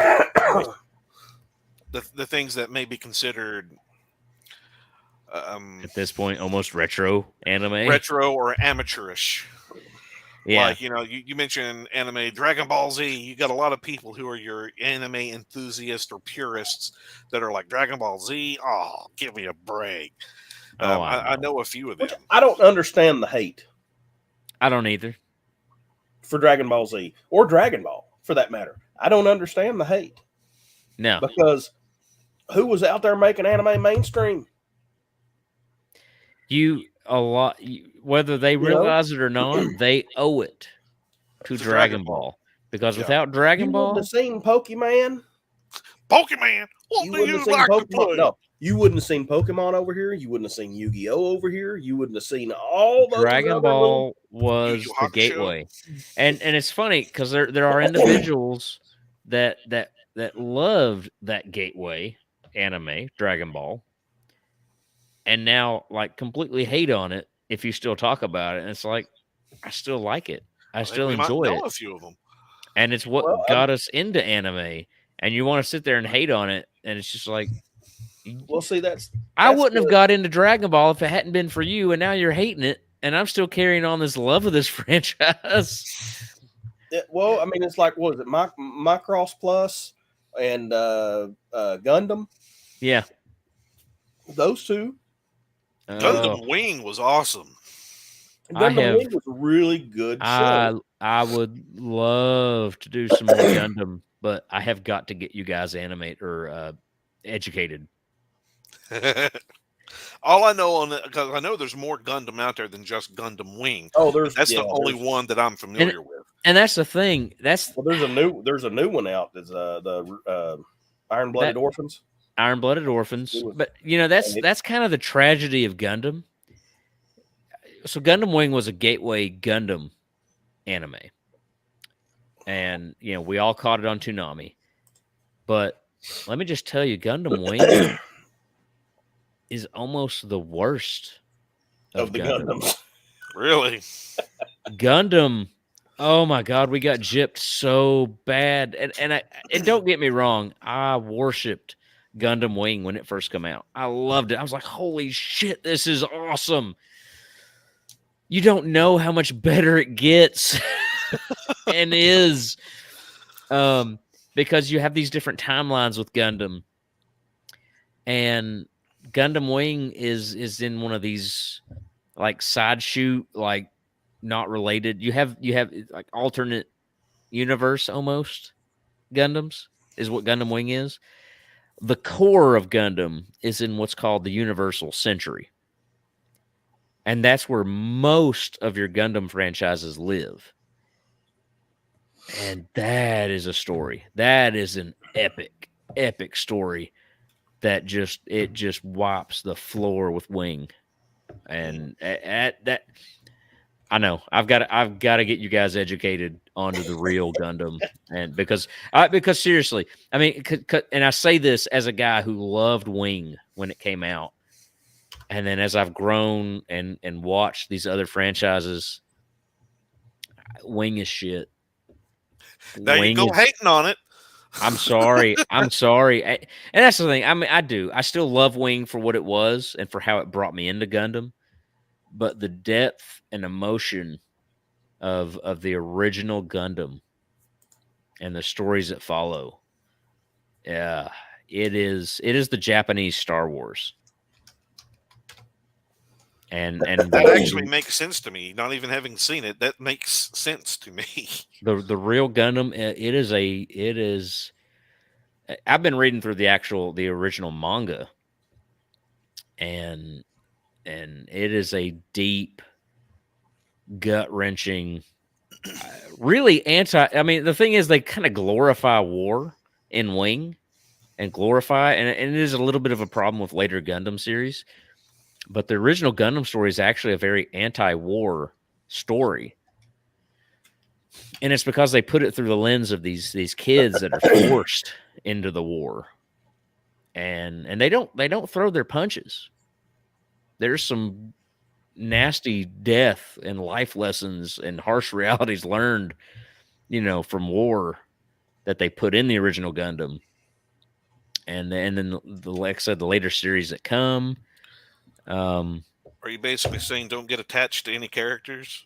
Are they going to Game of Thrones? There's a few, but not many. In reality, not that's many. Attack on Titan. Yeah. Anybody goes, they all die. Everybody dies. Everybody dies. Or Game of Thrones. I mean, but no, seriously, I need to find a good way to share later Gundam, because it is so good. We'll have to do that way down the road because it's going to take a lot of time to get you guys up to speed. Because that was the thing, Toonami showed a lot of the other Gundam series, but they just never took off like Wing did. And I just don't know if it was an audience mismatch or something. Because maybe it's because Wing is what they showed first, and that's what everyone expected the rest of it to be. Yeah, and that's the thing. Wing is fun. Wing is fun, but the others, while they're still fun, deal with some pretty serious things when you really dive into it. And in some ways, the other series have this issue of dealing with antiquated, old animation. Like the original Gundam, the animation didn't age well, has not aged well, so it's harder to get into. It has that gritty animation look to it. And I get that. Well, it's very similar to like Fist of the North Star. Yeah. That. So Akira, kind of. Yeah. Some of those. Honestly, I consider Akira's animation to have aged pretty well. And maybe some of that's from upscaling over the years. Well, they've remastered it a few times. They have, yeah. But Gundam 0079, the original, just plain Mobile Suit Gundam, that animation, it's an assault on the eyes. There's no way around it. I won't beat around the bush. But once you look past that and get on into the story and the characters, and honestly, it's helped a lot by Mobile Suit Gundam, The Origin, which was a series that came out several years ago and has fresher animation. You get into it. And in many ways, it's almost it's definitely an allegory for World War II. Yeah. And Nazi Germany. Well, I can tell you about it this rate. We're going to have to rename this The Wizard and Gundam. I'm sorry. The Wizard. I am a diehard Gundam guy. I would love to get you guys up to speed on some of the other Gundam series, and we do episodes on it. And I do mean it legitimately. It's some good watching. I've got the Blu-rays. I can let you borrow them. So, because Gundam is not one that is on digital. Well, I probably will be busy for quite some time watching the Transformers animated series, all 4 seasons with JJ. Now that I've picked that up, but that was a good find. Right. Which also leads me to how's your 2012, 2011, 2013 Ninja Turtles viewing going? I'm still at like episode 5. I haven't gotten any further. Oh, you got to get back into it. I know. Trust me. You got to get back into it. I've liked what I've seen so far. Was it the Nickelodeon? The Nickelodeon one, the CG one. That and I'll admit it. I wrote it off because of the CG back then. But it is probably one of my favorite Turtle series because it has a good balance of the dark plus the lightheartedness of various series over the years. It's a good balance. I've watched a few episodes of that with Jack, but I did chuckle very heartedly when Michelangelo and Raphael were kind of going back and forth in one of those early episodes, and Raphael just grabbed one of his fingers and torqued it, and Michelangelo's like, Uncle, and he just lets go. Mikey, I'll be honest, Mikey is almost I think he might be my favorite of that series. He has some of the best lines and just lightheartedness. And I mean, they do all the Turtles justice. But the way they do Mikey in that series is probably the best Mikey that I've seen. Yeah, it's on Netflix, Lazy. Yeah, that's where I watched the first few episodes is on Netflix. It is all on Netflix, so you can check it all out. Yeah, I was actually I was actually down this past week because I had the vid. The Rona. Yeah, so I was down. So I was actually starting, and I don't know what made me do it, but oh my gosh, I started rewatching One Piece. Look, the vid don't last that long. So look, I mean, how long is that one? Major surgery is when you watch One Piece. Damn. I may have one of those coming up. I don't know, but I decided I was going to try to rewatch One Piece, and then so rewatching One Piece, there's a lot that you can watch and keep watching, but nothing runs quite as long as One Piece has ran. No, Simpsons. I think the Simpsons and One Piece, I think, are the two. They're neck and neck. I mean, yeah, they're neck and neck. I mean, no joke. I mean, One Piece is like what, over 1,000 episodes? Yeah, they're over 1,000 episodes. Like, I would love to get into One Piece, but it is daunting to think about. But here's the thing: cut the filler. That's a marathon's marathon, is what that is. The original, like, One Piece anime premiered in 1999 in Japan. So just taking that into account, that was before the 2000s. So they have been running the anime, not the manga. The manga has been since like 3 or 4 years earlier than that.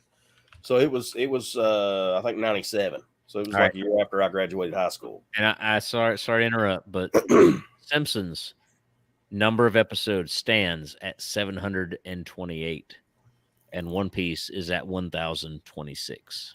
Yes. There you go. Look up years running. Now, I know Simpsons will have One Piece. Yeah, well, but I mean, you think about that, though. That thing started in October of 1999. Because, Simpsons is still for 23 years. Because I remember my dad absolutely hating The Simpsons. Oh, mine did too. Well, but I get it. They came from a camp of cartoons was supposed to be for kids and supposed to be funny. And even that camp is wrong. Yeah. It was that old school camp, and I get, and I still remember a certain aunt sneaking to let us watch a little bit of Simpsons. No names will be dropped. No names will be dropped. We will protect the other parties. I mean, they're not really innocent; they're definitely guilty. The Simpsons, 30 years. Yeah. Yeah, I would definitely say 1989. So it was 10 years before One Piece started. And I would say that if you took out all the filler episodes for One Piece, it might be a little bit more on par. Now you're getting closer, yeah. Because that's what I wish, like, Japan would do. They don't stop. Mm-mm.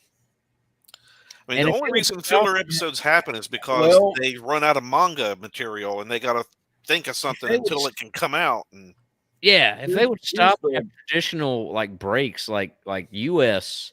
seasons and series and TV shows do. The big problem now, and this is what I've been seeing with more and more anime as I've been watching more and more anime, because apparently that's what I like to do. But what they're doing now is that they're actually stopping in seasons.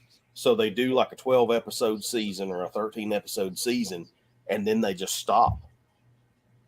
And so the manga continues forward. Mm-hmm. And then in a little while, they'll do a new season. Well, the only issue is that by the time they get around to animating a new season, it's either they just completely drop the project altogether and they're not doing it, so you don't ever get the second season, or in one case we've been waiting for a couple years for one of the anime that I really like. Bleach?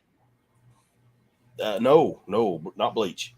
I was like, because Bleach is another one waiting in the winds where the anime stopped, the manga kept going, and now actually they are really close, if not already. I hadn't paid enough attention.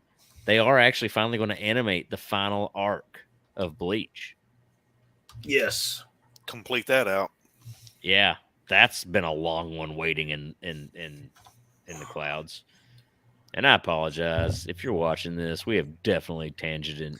Yeah, we did. I think this is our biggest one. At this point, yes. So this is a rabbit hole, but obviously we'll go ahead and wrap up the wizard portion. Just to so get us back on task. Real quick, it was. I'm gonna wreck this, but here comes your hillbilly coming at you. Area Floretta. I can't say that, but from commonplace to world's strongest is the part that you need to remember. From commonplace to world's strongest. That was really good anime. I enjoyed the crap out of the first season. The first season was really, really good. One of the second season, first season came out in 2019. Actually, July 8th, first aired 2019. Didn't come up with a second season till January 13th, 2022. There you go. And some people will say, well, it's COVID. Not at this point. No, they can do all the stuff virtual now, but anyway. Yeah. Yeah, to kind of wrap it up, and then we can do, kind of a last minute just chatting, whatever. I mean, anything else on the Wizard? I mean, I feel like we pretty well covered. Yeah. Especially, I do think it helped being fresh on the Wizard and watching it like we did. We may not always do that. I mean, because there's some movies and series we've seen so many times. I don't like if we did Ghostbusters. I don't need to refresh on Ghostbusters. The only thing I have to add on the Wizard is I'm pretty certain that I could probably kick their ass. I don't know about that. I don't know about that. Oh yeah. Not if we're going by the actual movie. What we were presented with. Oh yeah. Uh-oh. That's it. We got to bring them up. Or either that or time travel you back to. You come in and club Lucas. Whack! Take his place. But the difference between he and I is I will not end up becoming a pedophile. So that's true. There you go. A very important safety tip there. Don't be a pedophile. Yeah, because they deserve to be beat within an inch of their life every day. They do.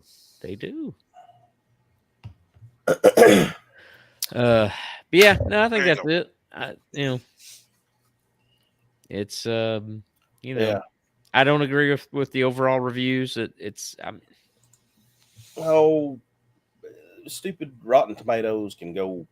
Oh well, I mean, Rotten Tomatoes as a whole can go rot. Can go rot. I see what you did there. I mean, overall, I would say tempering nostalgia with adult eyes. 3.5 out of 5 stars. Out of 5, yeah. Yeah. It's not perfect, but but it's still enjoyable. Was I entertained? Yeah. Any flaws don't just make me miserable or make me question things to such a degree that I'm just like, okay, no, that was stupid. Well, part of the storytelling is to build a world, and then make sure that you stay within the confines and you know the balances and checks and balances of everything that you have created in that world. Did it do that? Yeah. I mean, I don't mind little logic loopholes or jumps or speed bumps, but just don't make them so bad that they make your brain hurt because they've ruined the plot so bad, or the the what you're trying to do so bad. Modern Marvel and Disney movies and Star Wars.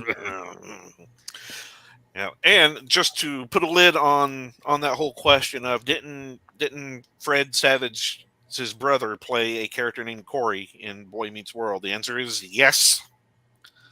Ben Savage. There you go. If you have waited 2 hours and 10 minutes find for that out. answer, there you go. God bless you. You have been rewarded. Yeah, Ben Savage played Corey Matthews in Boy Meets World. So both of them have played a character named Corey. Who's to say that you don't put the worlds together and it's the same kid? Yeah, I know it's not. I'm stretching that one. That one's a stretch. So there you go. It's okay. It's all right. You be okay.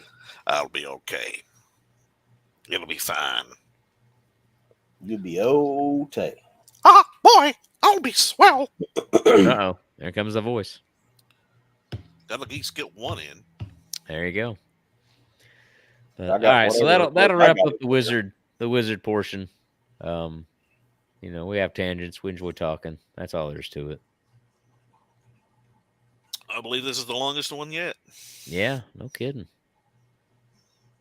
So I blame him. I do blame him too. It's just because you haven't been here in a little bit. What are you blaming me for? I didn't do it. And you're on video. You are on video. We're proud of you. It's completed the circle at last. So, all right, next week or in the next 2 weeks, we've not fully committed to a schedule, but I'd like to try and be somewhat consistent.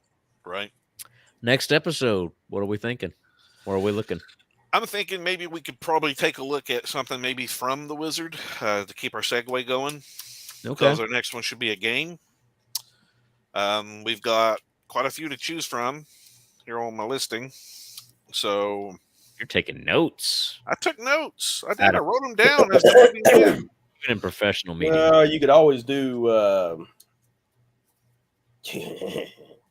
Mega Man. Mega Man 2? Just Mega Man. Mega Man as a whole. I think Mega Man would have to warrant we just talk about the series as a whole. Just the series. So Mega Man 2 is what really kicked it off on its popularity. Yeah. Yes, but if you played the first one, God bless you. You definitely learned. You learned a very valuable lesson. Oh. The lesson of persistence. You think you're getting your ass whooped with Mega Man 2, and you go back and play Mega Man 1. It was a cakewalk. Mega Man 2 is a cakewalk compared to Mega Man 1. Yeah, it is. But we need to save that for the next one. We will save that for the next one. We might do Mega Man. Could do Zelda, because Zelda 2 appeared. Well, that's what I was. That was the other one. And then Castlevania. Metroid. Yeah. Yep. So maybe we can find and have a guest star of Justin Bailey if we can get them on here. No. Yeah, that ain't happening. All right. Well, I mean, it's pretty close to. Who was the old guy in X-Band? Oh yes. Was it Jason Bailey? I think it was. Because it was very similar to Justin Bailey. Yeah, here in our local area. I wish I could have met that guy. He's the only one who was able to beat me in this area for Killer Instinct. Yeah, it's funny. Years and years ago, I was walking around in Books A Million, and I heard that name. Someone talking on a phone, and they'd mentioned that. And I know there's always a possibility of multiple, of a name in an area, but it did make me think, are they talking about the guy that we used to know on X-Band. Because yeah, with X-Band and X-Band would be a great episode. And it would. And I know Lazy you missed on that one. But X-Band would be a good one. And especially with our area, I mean, it was like, what, 4 of us? 5 of us, maybe? Let's see. It was a very small pool. Probably anywhere from 5 to 7. Yeah. It wasn't many. And it's funny, there's a lot of people, and I get it. I mean, it was a very niche, small thing.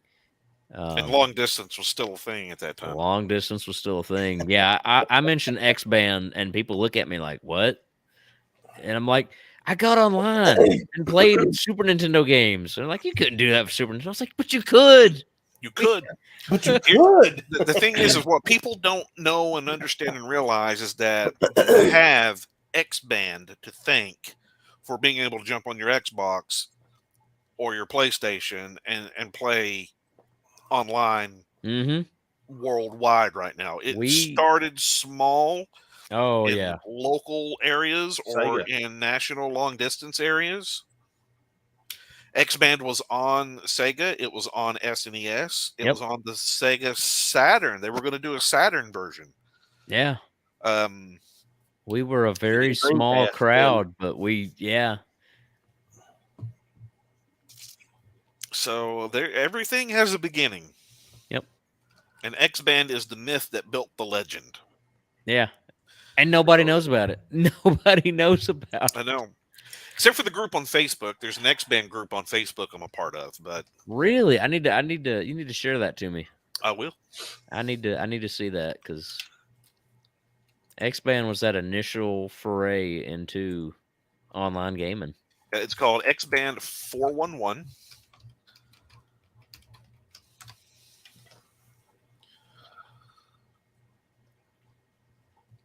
It's not a group more so than it is an actual friend account. Oh, okay. So yeah, just do a search. My copy pasting skills went the way of the dodo. Do a search for that. Okay. And it's got people on there that were part of X-Band at the time that it occurred. Quite a few of them are people who made the national top 10s that you would see whenever you'd upload the X News and things like that. It had their call signs as the top 10 players. Yeah. Quite a few of them are in this group. Okay.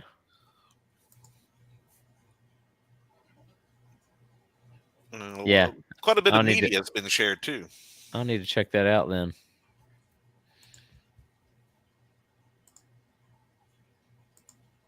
Sounds like a winner. And then, of course, I'll drag out my X-Band when we do that episode. I'm trying to think. Because I still have it. I know I've still got mine. Don't get me wrong there. But I need to. I'm trying to think if it's with the rest of my SNES stuff. I mean, I know where it's all at. I mean, at this point, it's pretty well all accounted for. But I need to. I should still have that. Mine's right out there in the hallway. Yeah. On a shelf with other things. Yet again, another tangent. We're sorry. We do that a lot. If you ain't figured that out by now and are part of the ride, then right. This is the 7th episode. At this point, you should be used to it. Yeah. And if you're new, you'll get used to it. Yep. So there. But at that point, I think we are at probably a good wrap point. I think we've talked about all we need to about the Wizard. Yep. If you haven't seen it or haven't seen it in a long time, it's worth a revisit. Give it a watch. For better or worse. I'm not going to argue. It's a perfect movie. It has flaws, but it's fun. Because I did laugh at a few scenes. Just sit down and have a good time, damn it. That gave me a chuckle. And then that scene where he got socked in the eye. What was it he said? Oh yeah. Well, you're talking about Fred Savage's character, right? No, that's where he got rejected and knocked out by Haley. But see, I remember that because she just like totally knocks his ass out. I mean, he was wearing that mask. He's wearing that mask, and he got knocked that scary mask out. Looked at her, and she just went flat. But no, it wasn't even like a love tap. He's like, I'm gonna. She could have killed him.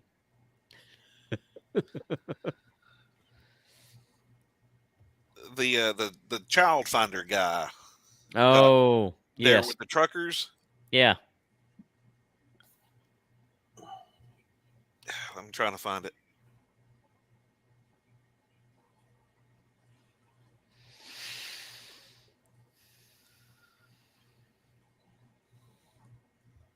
Where's that at? I am totally missing it. The internet ate it. It ate it. Ate it all. Well, I like how the announcer was going. He's going into World 2, or he's just finishing World 2, and it clearly said World 1 on the bottom left of the screen.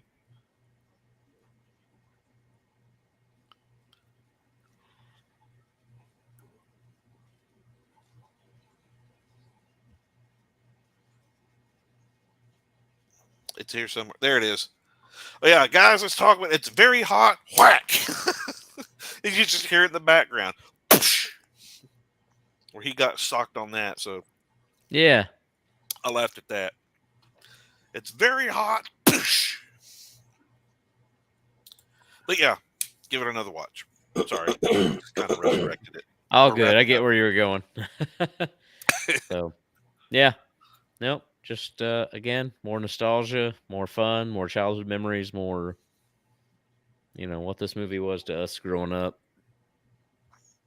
Plus a little more insight looking at it again grown up. So a little more insight, especially watching it fresh. Like I said, I don't know that we'll always do that, depending on the movie, especially if it's something that we've watched 1,000 times. Like, I don't need to refresh it. But yeah, no, I think that'll do it. We'll wrap it there. Anybody have any other final thoughts or whatnot? Good to go. All right. Well, next week we may dive into Mega Man. We may dive into The Legend of Zelda. Either way, it'll be a video game week. So, good time. We'll do it. So, yeah, that'll do. Thank you for watching, and we'll roll the credits. Peace out until next time.